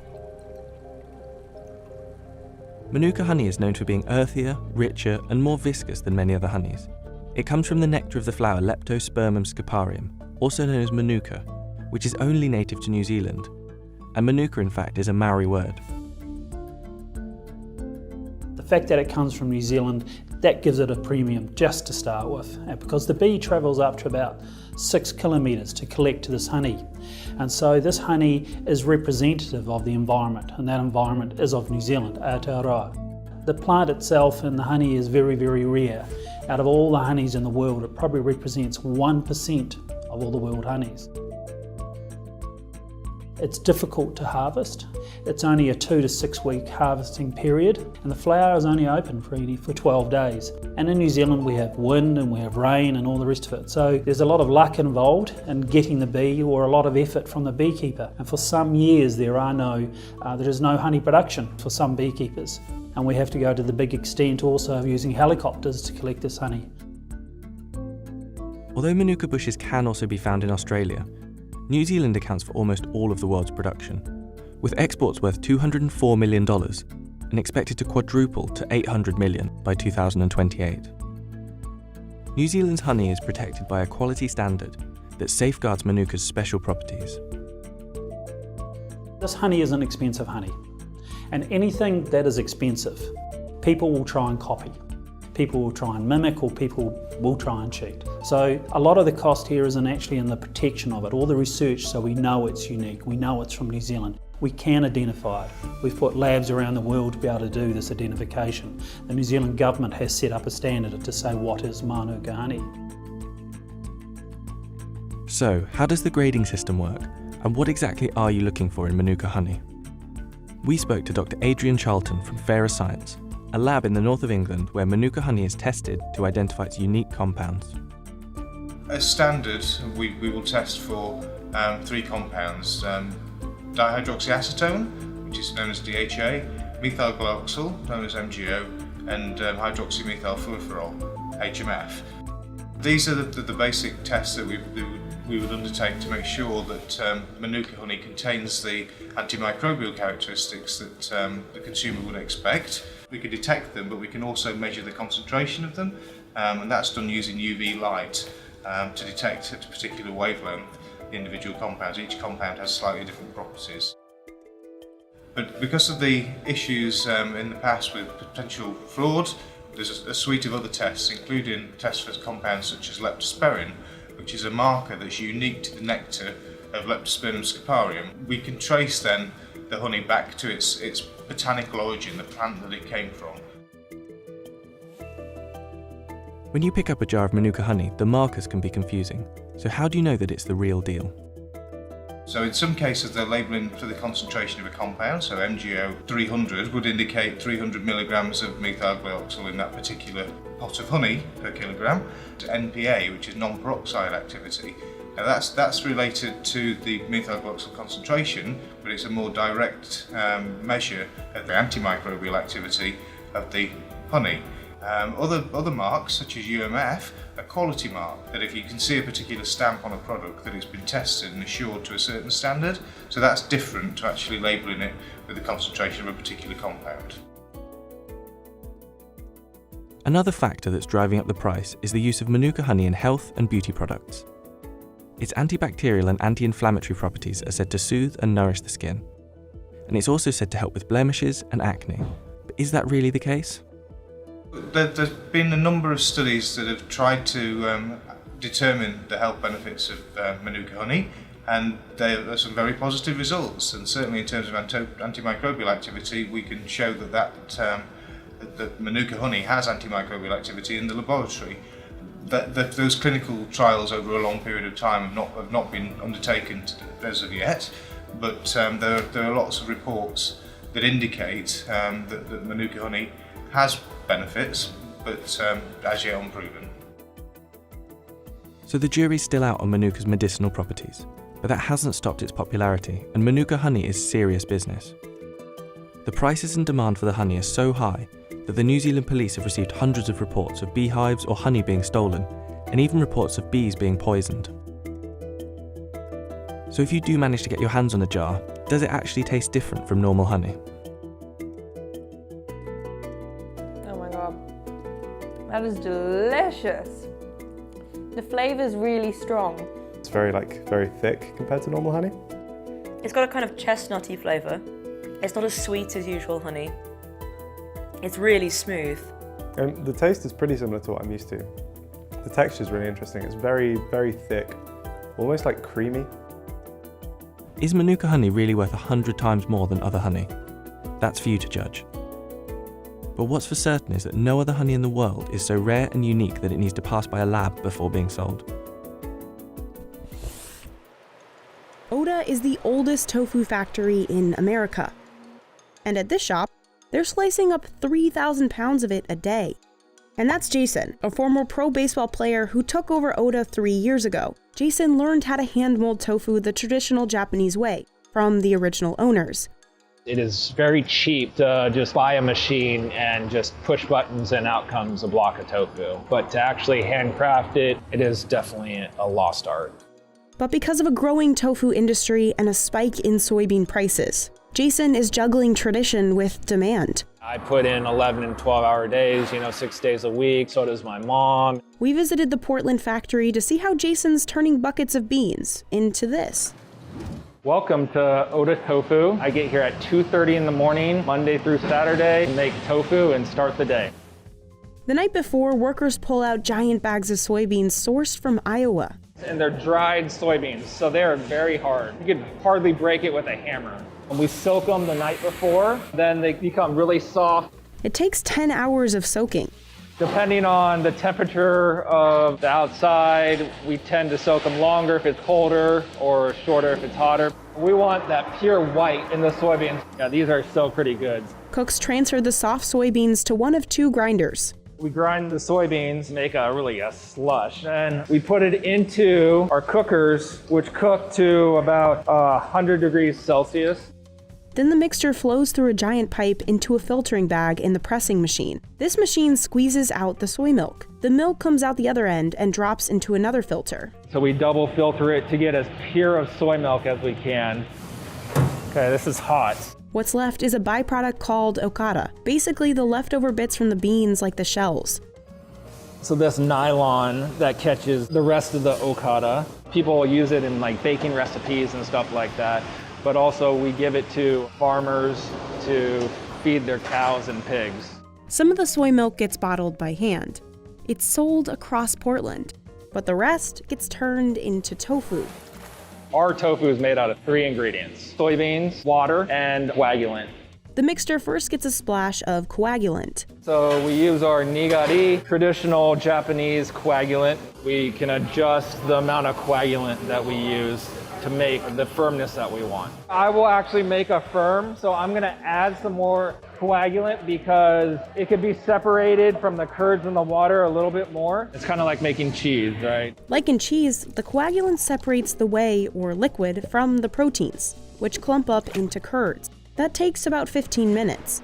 So this is what it looks like after it's curded. So these curds are actually nice and like fluffy and soft. That scrambled egg-looking mixture is spooned into molds. Jason hand shapes it using a cheesecloth. So now we just gotta press them into the firmness that we want. It's pretty soft, almost like a water bed. We make medium, firm, and extra firm. It depends on how much water we squeeze out. The curds on the firm and the extra firm are finer and harder, so it's easier to get water out. The medium's nice and soft. A hydraulic press then helps squeeze out the water.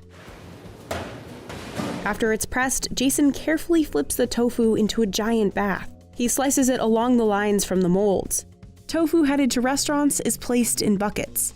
Some of it gets fried into what's called age. So he is a master at chopsticks. Yeah, that is not easy to do with the flimsy tofu.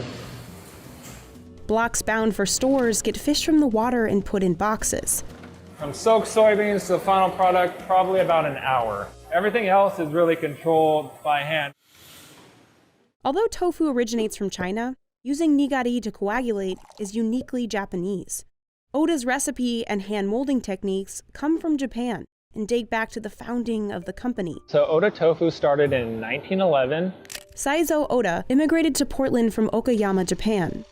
Shortly after, Saizo and his wife Sheena opened a tofu shop using the same 3 ingredients Jason uses. Back then, Oda was one of many tofu factories, serving the Japanese and Chinese American communities in East Portland. But then, Pearl Harbor happened, and 120,000 Japanese Americans were forced into internment camps.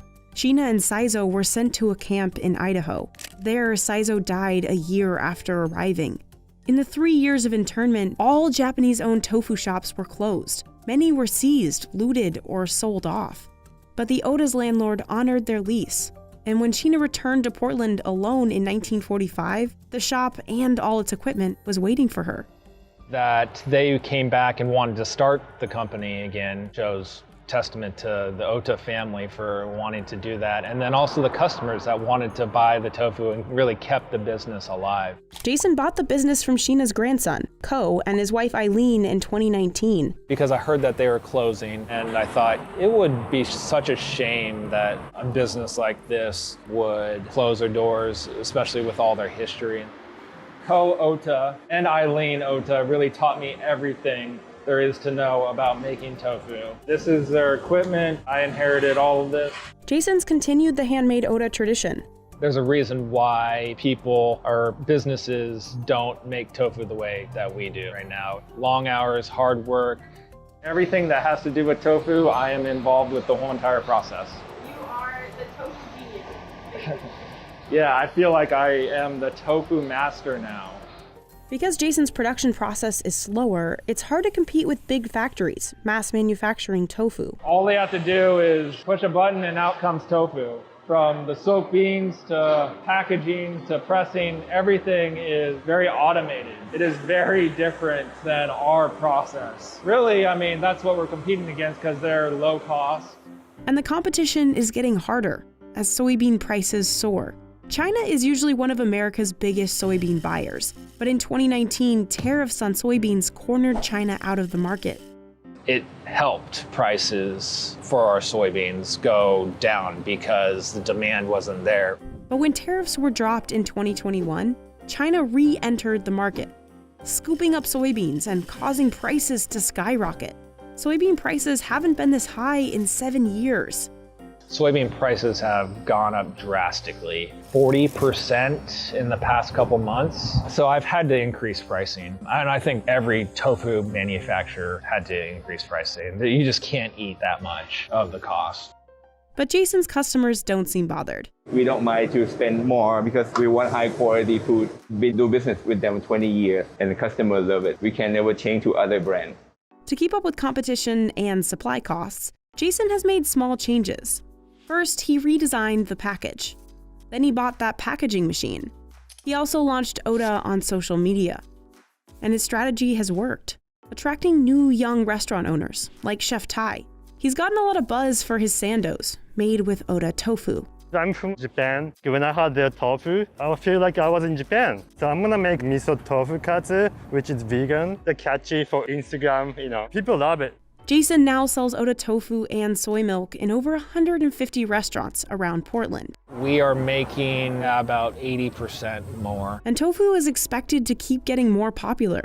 In 2020, the global market was worth $746 million, and it's projected to grow by more than 5% in the next 6 years. Nutritionists say that's because it's rich in protein, amino acids, and nutrients. People are, I think, starting to be aware of that. Jason thinks he has two options to face growing demand: moving to a bigger space or opening up factories in other cities. But his biggest goal? Making sure tradition isn't sacrificed for innovation. In Miyazaki, Japan, we learn where farmers grow, harvest, and auction the world's most expensive mangoes. Mangoes farmed in Miyazaki are from the Irwin mango variety, a type often referred to as apple mango, as it turns red when ripe.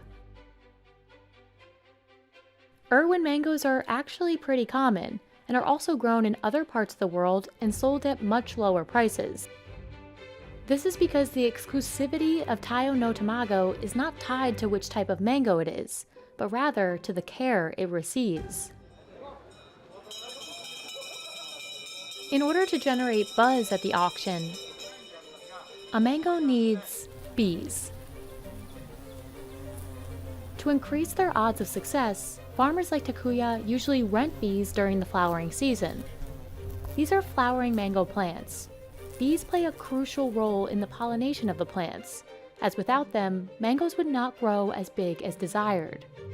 ミツバチにもよるんですけど、たくさんなった木には1本の木に200個くらいなるんで、これをまだ鳴らした方がいいからっていうので鳴らしてるんですよ。普段も落とすんですよこれ。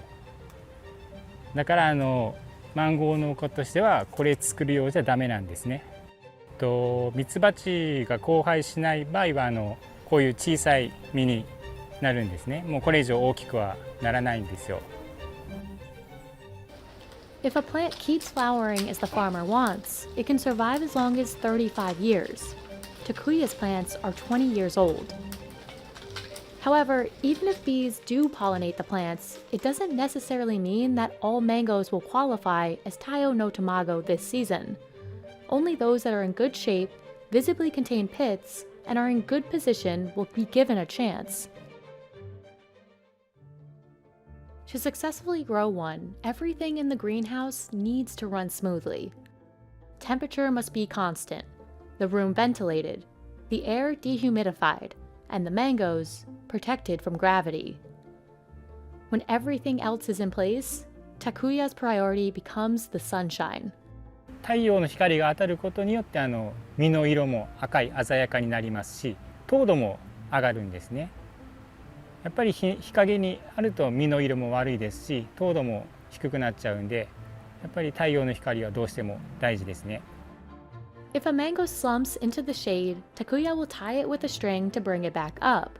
And to make sure that sunlight touches every part of the fruit equally, he developed these light reflectors out of milk cartons. 反射板をつけることによってですね、マンゴーの実の下の方まで色がつくんですね。でこの紫のところが熟すと赤くなるんですけど、緑の部分が多いとですね、この下の方が熟しても黄色なんで、できるだけ全てを赤にするために反射板をつけています。多分パック使われる方は今のところいないんじゃないですかね。硬いんで結構水平になるんですね。以前はもっと柔らかい紙を勧められてたんですけど、それだと下に下がっちゃうんで使いづらい部分もありましたね。Regardless of how much it's worth, Takuya treats every mango with respect. In return, every mango repays him with a unique flavor. 甘みと酸味がある感じですね。フルーティーです。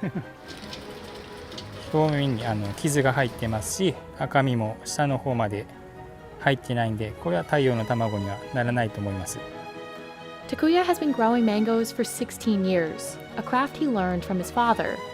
This year, he grew 9,500 mangoes in his greenhouse. They're now ready to be inspected to see how many of them have earned the coveted Taiyo no Tamago title.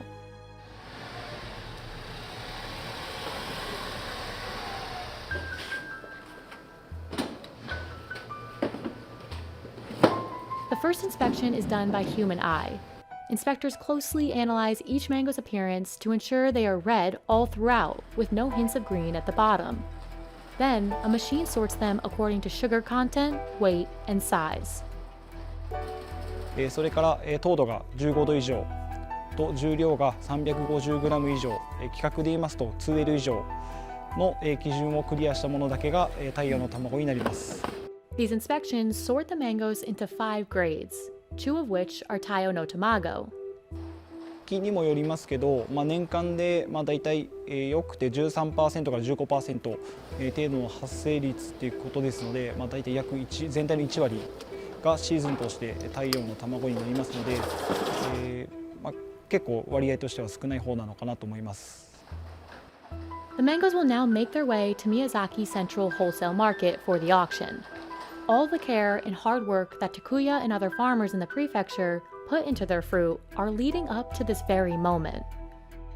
The hope is to match or exceed the previous figure of 500,000 yen. でサイトの場合ってその時期に出す方って5、6人しかいないんですね。やっぱその時のやっぱ出される方ってみんなこうライバルみたいに感じなんで、やっぱ頑張んなきゃいけないなっていうのはすごい思いますね。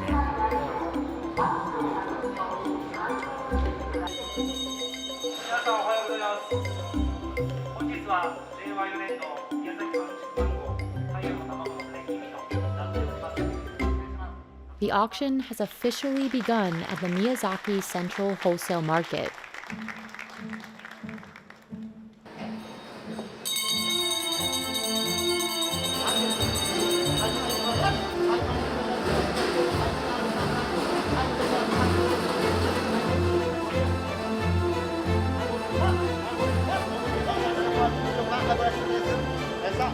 This year's 500,000 yen is 300,000 yen higher than last year and matches the 2019 record. And the farmer who grew these mangoes is Takuya. すごいですよね。やったと思いましたね。It's the third year in a row his mangoes fetched the highest price at the auction. They have been bought by a department store in Fukuoka. そうです。もう11時ぐらいの飛行機に私がもう手で直接持ってそのまま福岡市にある百貨店の中のうちの売り場があるんですけども、そこにも並べます。あと福岡からこの太陽の卵っていう果物を全国に知っていただきたいという思いからつけました。Today's outcome was a successful one for Takuya. But even in a country with a strong gift-giving culture like Japan, it's not always guaranteed that such a luxury fruit will find a buyer at auction. だからこういうコロナの状況で、いろんな消費者も物価が上がって大変だと思うんですけど、頑張ってやっぱり市場の人がですね、販売して仲卸の人が買ってもらってですね、やっぱマンゴーファンがいるんだなと。こんな状況でもコロナで大変な状況でもちょっとした値段がついても買ってもらえる状況があるなと。やっぱり自分のご褒美にしてる人がいるのかなと。After flowering, fruiting, harvesting, and auctioning, Takuya's mango plants are ready for a new season. And the hard work isn't over yet. 花が咲いて実がなって収穫終わったらこの枝をまた戻します。一節戻してが剪定作業になります。やっぱハウスの中すごく暑いんで、その作業は結構大変ですね。こう納得いかなかったら納得いくまでこうやるみたいなところがあるんで、スポーツやってたんで負けず嫌いなところがあって、やっぱ人よりいいものを作りたいっていうのはあるんですね。それがいいのかもしれないですね。Japan is also where an exclusive number of soy sauce makers still produce the famous seasoning the authentic way. What makes the soy sauce special is the wooden barrel, called kioke. One can last for over a century. Yasuo makes bamboo strips to wrap around the barrel because the saltiness of the soy sauce can corrode metal. こういう竹だと塩分にも強いので、100年持ちます。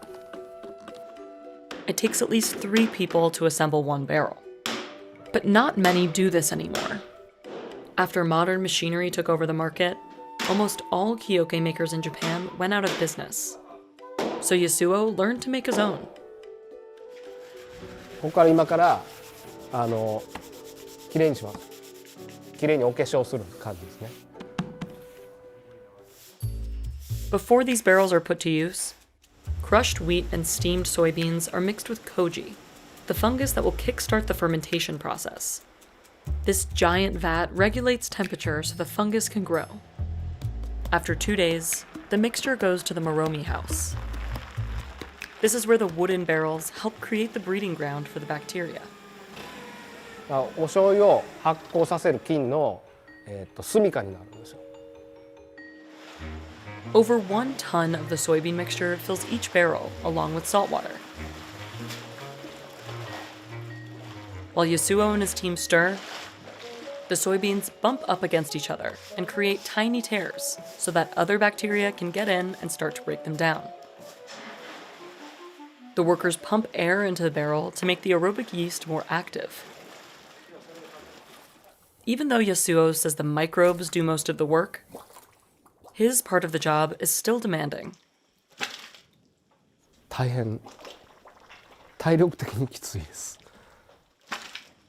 一番大変だった時は2ヶ月で9キロ痩せました。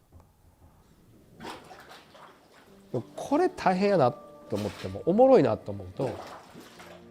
He checks on the soybeans every day to see if they need mixing.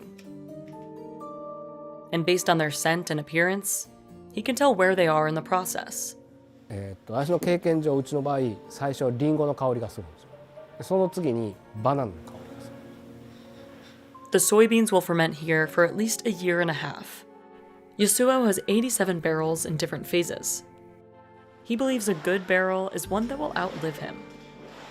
この桶で、だいたい今150年ぐらい使ってます。These types of barrels have been in production in Japan since at least the 17th century. But everything changed during World War II, when materials became more scarce and expensive in Japan. The government knew its people couldn't live without their staple seasoning. So they ordered factories to make production cheaper and faster, cutting the process from years to months. So while many brewers expanded and modernized, small businesses like Yasuo's families could barely keep up. なのでうちはタンクも買えない近代化の工場に出資できないお金がないので。Yasuo stepped in 2003, just before his father suddenly became sick and had to retire. So he had to take over and pull a struggling business out of debt. He also had to teach himself a lot of the process, like how to use the press. After a year and a half of fermentation, Yasuo pipes the soybean mixture into this machine. He layers on a piece of traditional wrapping cloth. Then the machine slowly squeezes out the soy sauce over 10 days. 最初は自分の重さで自然に醤油が垂れていく。で毎日少しずつ重ねていくとまた上の重さが加わるのでじわっと絞れてきて。Some industrial factories press it all at once, but Yasuo says getting a quality product is all about patience.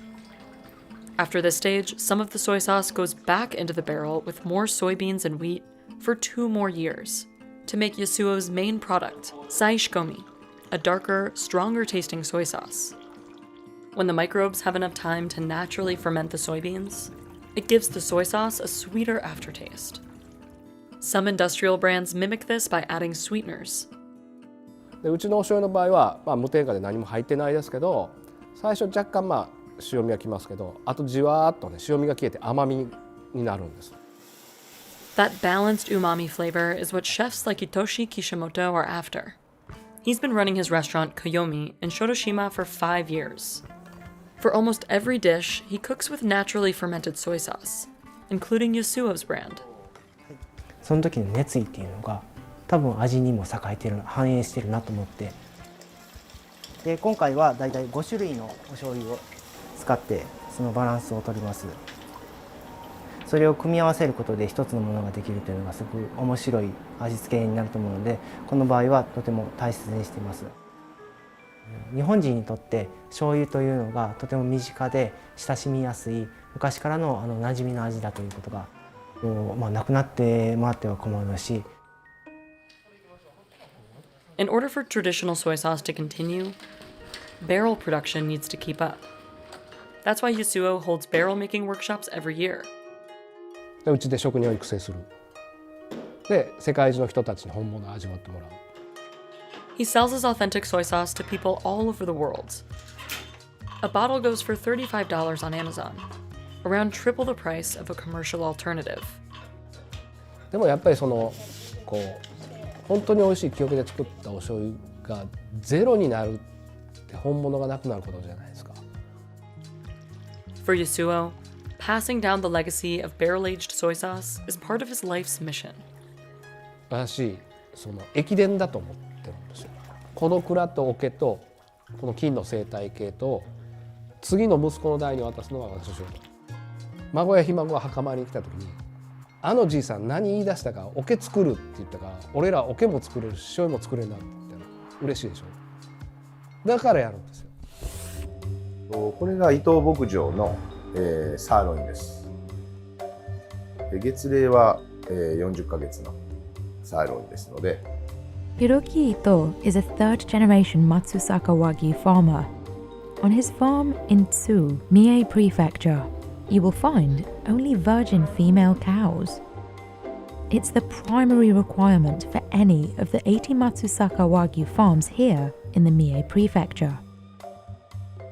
オスよりもメスの方が、味も美味しいですし、柔らかさもメスの方が柔らかいです。匂いでいうと香りがいいですし、味でいうと甘い味ですし、柔らかさでいうと口の中に入れたらとろけると。Matsusaka beef has long been praised for its extremely low melting point, which is half that of other types of Wagyu. This means that when cooking, the fat melts in a shorter time. 融点が低いのでちょっと溶けてきていますけど、この融点もこの指で触ると分かるようにこうスッとへっこんでいきますね。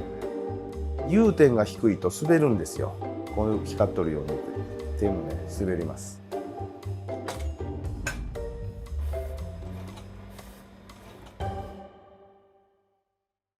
To reach this intense marbling, old generations of farmers like Hideo, Hiroki's dad, used to feed cows with beer. 昔は食体を起こした牛、食が落ちてきた牛に1代目の正和が与えてまして、でそれを僕は若い折に一緒に手伝って当時関わって飲ましたことはあります。普通の一般の元は昔はキリンビールとかそういうので普通一般的な銘柄はありません。僕が宿農しましたのが25歳の時でございますから、今73歳でございます。誰がビールを飲ましとるっていうのは、まず私は今はもうなくなったと思ってるんですけど。Although there's no evidence that this practice increases a cow's appetite, many associate Matsusaka Wagyu with it. The fact that Matsusaka has kept a relatively low profile internationally has almost transformed this practice into a legend. やっぱりそんなに好きじゃなさそうだったんですけど、どうなんですか？口から飲むっていうのを強制的にやっとるもんで、多分飲んでからあとはほろほろ酔いながら食欲増してると思います。Hiroki doesn't practice this anymore. Instead, he has perfected the feed and is practicing circular agriculture.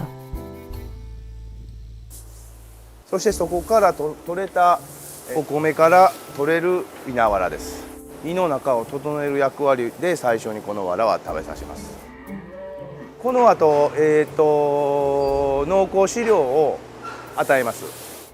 ふすま麦大豆ガストウモロコシと配合されていまして、そして濃厚飼料は肉をつけるためですね。牛を大きくするのに与えるのが濃厚飼料です。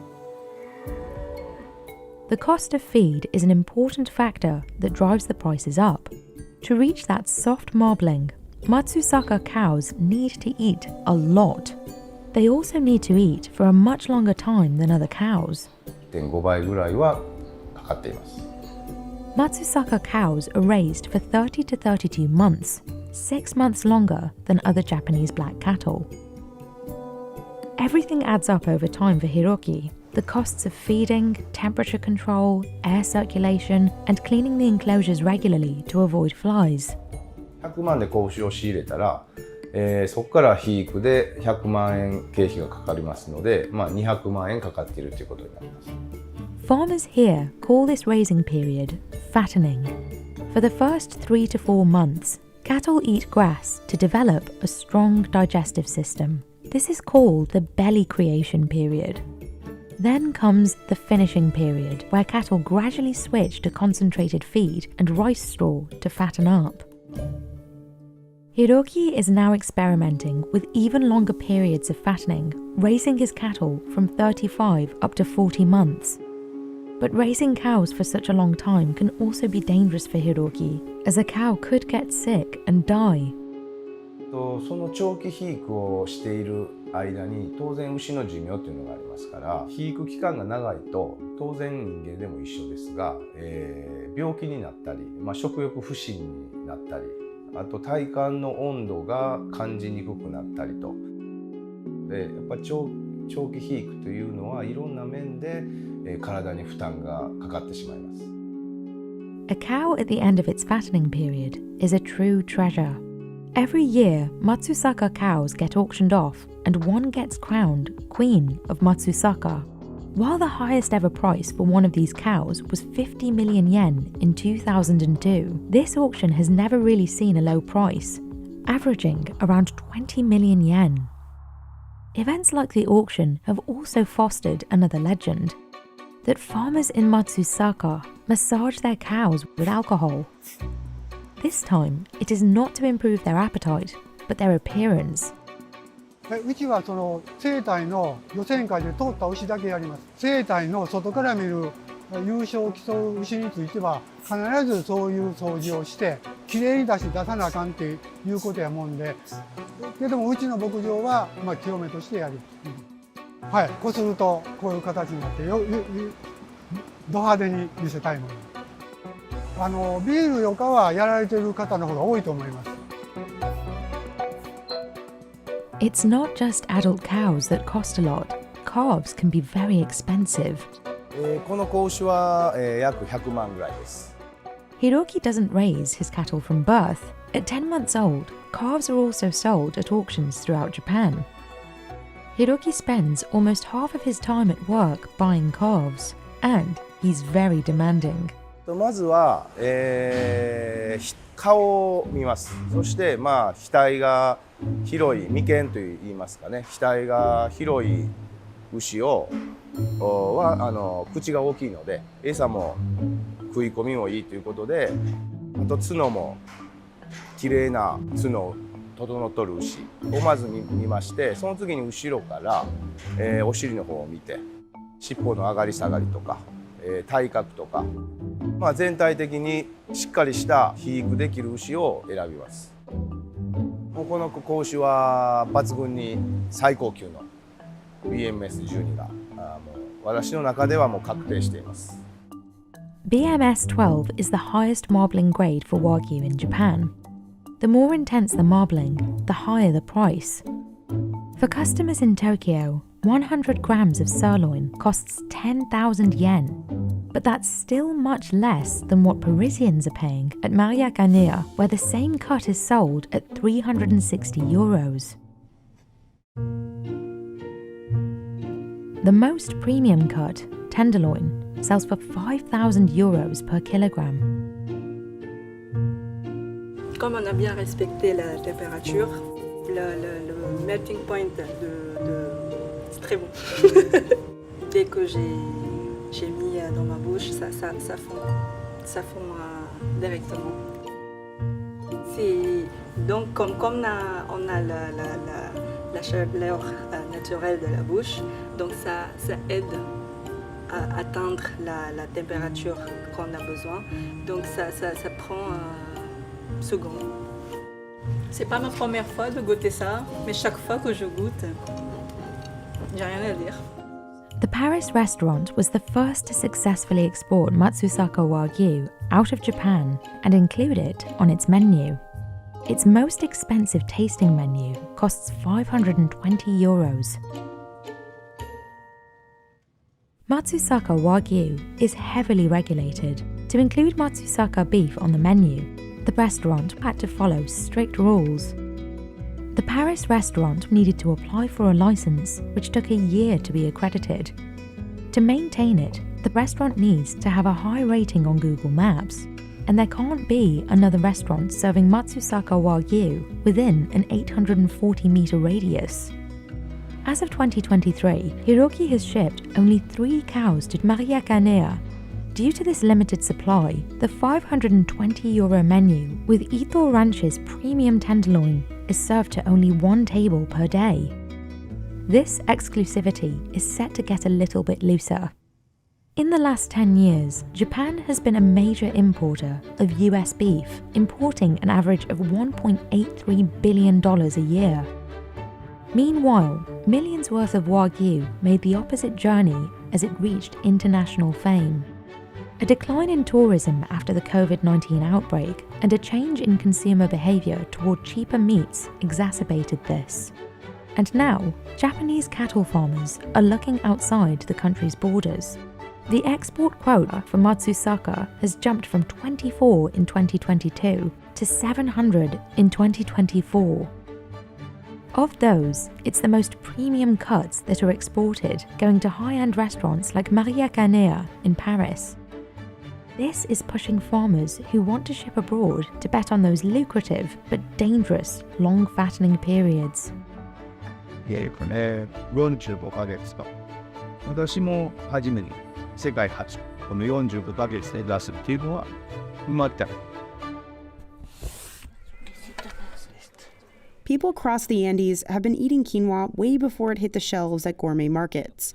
Nuestros abuelos, bisabuelos, siempre nos han enseñado a que este alimento deben comerlo primero, ¿no? Porque es lo que les va a ayudar más adelante para que cuando seamos abuelos pues no estemos también enfermándonos de la salud, de todas esas cosas, ¿no? For centuries, Peruvians have ground the grain to make flour and ferment chicha, a popular drink. Quinoa was sacred to the Inca, who called it the mother grain. That's because it grew well under harsh conditions and flourished in areas where other crops struggled.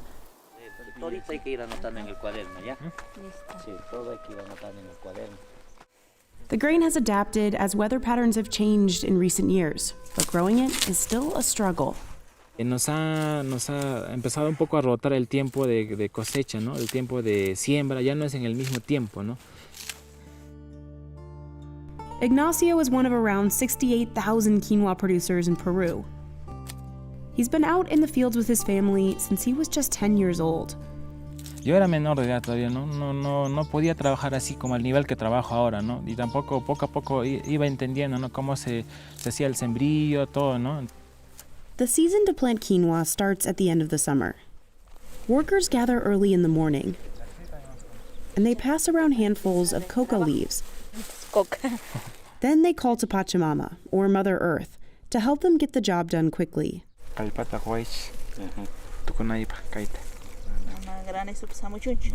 Ignacio says the plant acts as a mild stimulant that gives them strength. Ignacio and his family sow the seeds after the soil has been harrowed and fertilized. About 7 months later, they harvest the crop by hand.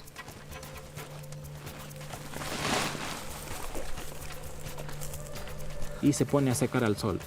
Como está lloviendo ahorita, el grano está húmedo. Y cuando está húmedo, si lo colocamos, tiende a honguearse. Then they cut the branches and remove the edible parts of the grain.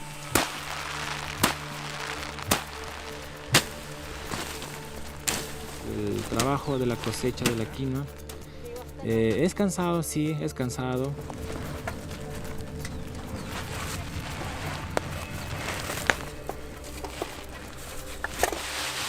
They shake the grain to remove any leftover dirt and then transfer the quinoa to a small warehouse. Gracias al apoyo que tengo de mis hermanos y de mis padres, entre todos hemos ido trabajando un poco más. Listo para la planta. About a decade ago, Ignacio and his family would have traveled across the country to sell their quinoa. Nosotros teníamos que llevarlo a otro lugar, ¿no? Al mercado local, llevar quizás hasta Juliaca, hasta Puno, ¿no? Para poder venderlo. Cosa que hacía un trabajo de más, ¿no? But that's now the job of Copain Cabana, a cooperative that represents more than 600 farmers in southern Peru. De ahí fue la iniciativa para poder nosotros como productores unirnos, ¿no? Hacer un equipo, en formar una alianza con unos productores de otras zonas también. Representatives from cooperatives like Eusebio visit the farms to inspect the grains. The cooperatives pay farmers like Ignacio about $1.50 per kilo. Le damos asistencia técnica, le facilitamos con maquinaria, le facilitamos con insumos, ¿no? Para que puedan. Sin embargo, no les regalamos, sino también es al costo del productor. About 1,200 tons of quinoa are processed every year at the cooperative's facilities. Once the quinoa reaches their warehouse, workers thoroughly wash it twice to remove a bitter chemical called saponin. Porque si no se hace un buen lavado, entonces tiene cierto amargor la quinoa.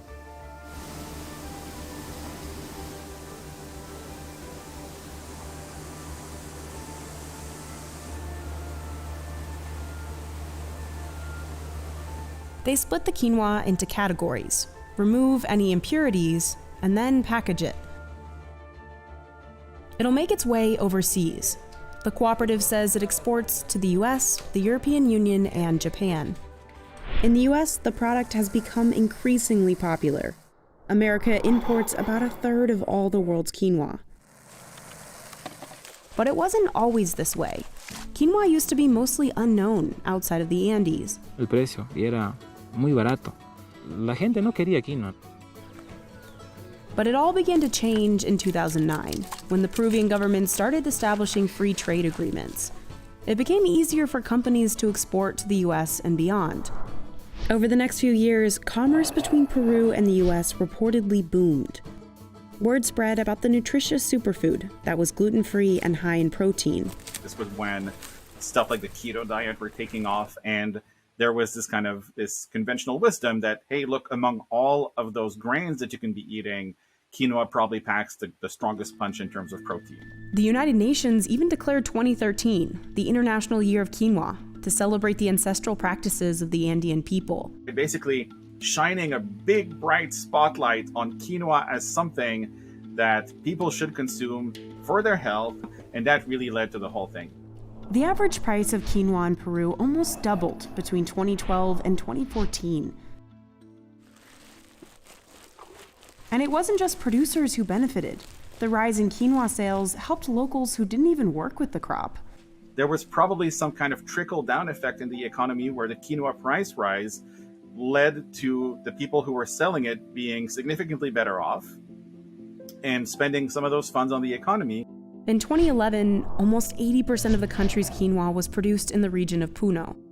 But farmers in other parts of the country tried to cash in too. Some reportedly relied on chemical fertilizers to cultivate the grain. In 2014, Peru set a record for quinoa production.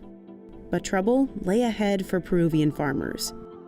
For centuries, the grain had mostly been harvested in the Andes because it thrives in high altitudes. But quinoa farmers started popping up in other parts of the world. Hemos visto que en los últimos años se ha ido produciendo bastante quinoa en todos los lugares, no simplemente acá en Perú. I think globalization is a double-edged sword in a case like this. These households can benefit from the global demand for that product, but it also means that it has really pushed other regions of the globe to experiment with growing quinoa themselves. The market was flooded with quinoa. That caused prices to plunge by the end of 2015. Farmers in Peru reportedly began to struggle, and some had to sell livestock to survive. Others held on to their quinoa, hoping that prices would rise again. But by 2020, the price of quinoa in Peru had dropped to about half of its 2014 high. Meanwhile, farmers in Peru are producing more quinoa than ever. But the types sold in supermarkets represent just a fraction of the 3,000 varieties that can be harvested here. Siempre es bueno sembrar la quinoa, no simplemente en un color nomás, ¿no? Sino en los tres colores, en roja, en negra y en quinoa blanca también, ¿no? Porque al final lo que vendemos pues son los tres colores. Farmers would traditionally cultivate different types of quinoa to make sure that at least some thrived if weather conditions were harsh. But some have abandoned this practice to focus on the most lucrative strains. And experts worry this may mean losing many varieties of the ancient crop. Sí sería malo perder esta gran variabilidad que tenemos, puesto que sabemos que algunas tienen algunos compuestos que no todas presentan. That's why many are brought here, to the National Institute of Agricultural Innovation. Los agricultores normalmente mantienen la semilla porque el cultivo de quinoa es un cultivo milenario. Entonces ellos han mantenido las semillas, nosotros como INIA hemos colectado esa semilla y ahora la mantenemos almacenada en los bancos. Acá en el Perú más o menos como banco almacenamos cerca de 17 variedades. Some of those less common strains could have uses beyond food. Hemos visto que ese contenido esas saponinas pueden ser de utilidad para la industria, bien sea para el desarrollo de fármacos o para la industria de los detergentes. Los agricultores también podrían estar sacando una ganancia produciendo específicamente esta gran diversidad que contenemos. Ignacio says he would eventually like to sell baked goods, like cookies, made of quinoa. But for now, he has to focus on what sells. Today, Steve and his team are working on a test shoot for Burger King. They'll use it to try and land the client. Yeah, good. Brett Kurtzweiler is a veteran food stylist. It's his job to make the burger look like a Whopper. He usually has a budget of a couple $1,000s, and he always buys a lot more than he'll use, so he can pick out the perfect-looking bun, patty, and veggies. Then he gets to work, but he doesn't cook the meat all the way through. Because I didn't want it to shrink too much. I wanted to get as much volume out of this piece of meat as I could get. Even perfect patties need final touches, so he uses a colorant made of gravy darkener and soap to add a charred look. He only has to paint half the burger because the camera films from just one side. A mixture of Vaseline and pulverized meat helps fill in any holes. And those grill marks? Another trick of the trade. Brett heats up metal skewers and then... I just pushed into the burger with the hot metal and it seared. Next, he melts the cheese using a clothes steamer. How did you change it to make it burger? I just said, you're for food. But I'm trying to control how much comes out, so I've covered up some of the holes. He cuts the onions and tomatoes on a slant, so they lie flatter.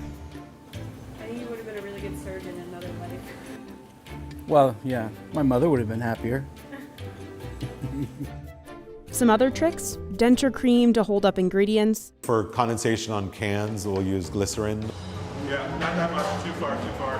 While Brett finishes up, Steve's team is making sure everything is ready on set.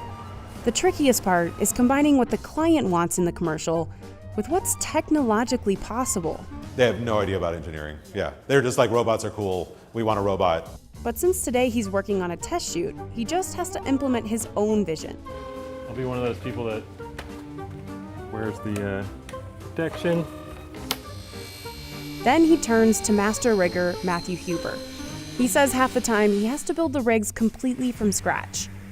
They provide the structure for the specialized equipment that makes food dance across the screen. His work goes hand in hand with the robots.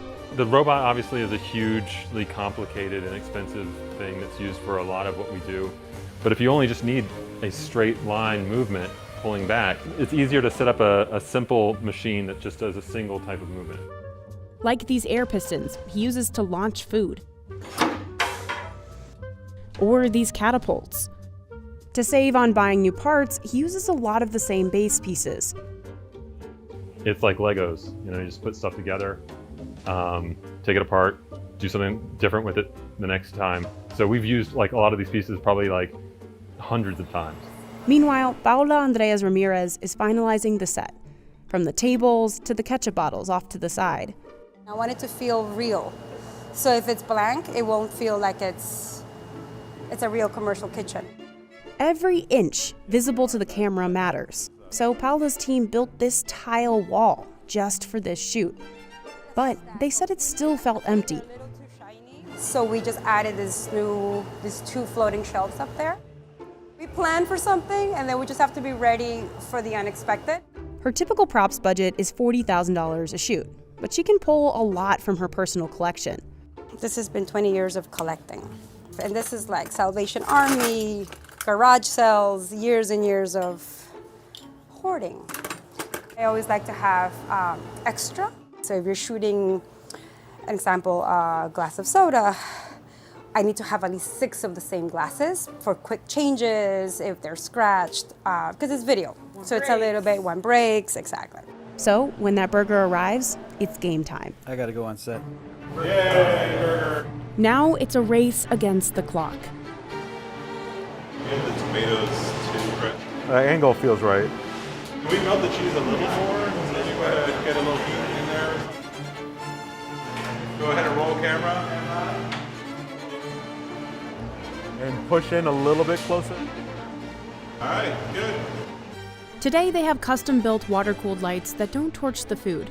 We used to have like these really hot lights that would like cook the food and it would die really quickly. So like the ice cream would be like impossible to shoot in slow motion because it would just melt the second you turn the lights on. But that lettuce will start to wilt in a matter of minutes. Hot lights are not. So quick-moving robots and tons of planning are essential to keep a shoot on schedule, because any delay could mean running over budget. The first action uses a dolly zoom to create something known as the Hitchcock effect. But the whole background is like warping around it. Cue the robots. They're actually the same kind that build cars. This robot cost $150,000, and it can pretty much do any move you can think of. Sometimes you could program the robot pretty quickly. Some moves take a whole day. Here's the second shot. Steve envisioned the camera moving through a field of burgers as each gets pulled out of frame. We're probably only like 1.5 inches away from that burger when we land. So to try to do that with people would be almost impossible. It's a really complex move that the robots do really easily, and they do it the same exact way every time. But speed is not the only challenge. Every shot has to be identical. If a burger is even a centimeter off, or if something on set gets bumped between takes, they might have to start over. These fries don't want to behave. This laser helps them keep track of the burger's position. Or sometimes you might do a job where there's 100 takes of the same move, like I think that would be a nightmare. They also have to be really flexible on set. There's always curveballs that happen because it's a lot of problem solving, which I love. For the last shot, Steve ties all the ingredients on a fishing wire, and a robot slices the string and the camera catches the perfect drop. This exact move was actually Steve's claim to fame in 2016. I did this famous burger drop video that went viral all over the internet. He slowly raked in millions of views across platforms, and global publications started covering his work. All that social media buzz earned him a lot of viewers and new clients, and he was able to launch The Garage in 2019. The burger drop was kind of like the spark that started the path towards where we are today. And now TikTok is like crazier than Instagram ever was for me. Steve is a former food photographer, but he wanted to combine his love of engineering, food, and video. And amazingly, there's a job that lets me do that. There's a lot of different jobs that my guidance counselor did not tell me about, including my own. Today, his team films 40 advertisements a year, billing over $5 million annually. Kind of feels like CGI, but it's actually done in camera. And I think to accomplish that like larger than life feeling takes just a lot of technology and skill. Steve says they know they've done a good job when viewers can't tell a whole production is hidden behind a shot. They have no idea what we do at the end of the day. It is fun for me for people to understand how complex this stuff is. But all that complexity is worth it, because there's a lot of money on the line. Fast food companies poured $5 billion into advertising in 2019, and for good reason. They know just how valuable the power of food suggestion can be. A Yale University study found that visual cues like food ads can have an effect on food cravings. Another study showed visual cues can influence overeating and even weight gain, and that can convert into traffic and impressions for a brand. You're responsible for a lot of people breaking their diet. Yeah, me included. These brands led the pack in ad spending in 2019, and budgets just keep ballooning. In September, Burger King announced it'll invest $400 million in restaurant renovations and advertising, a 30% increase from 2021. Which is why Steve and his team filmed this Whopper pitch, hoping to hook a new client with their dancing robots and juicy burgers.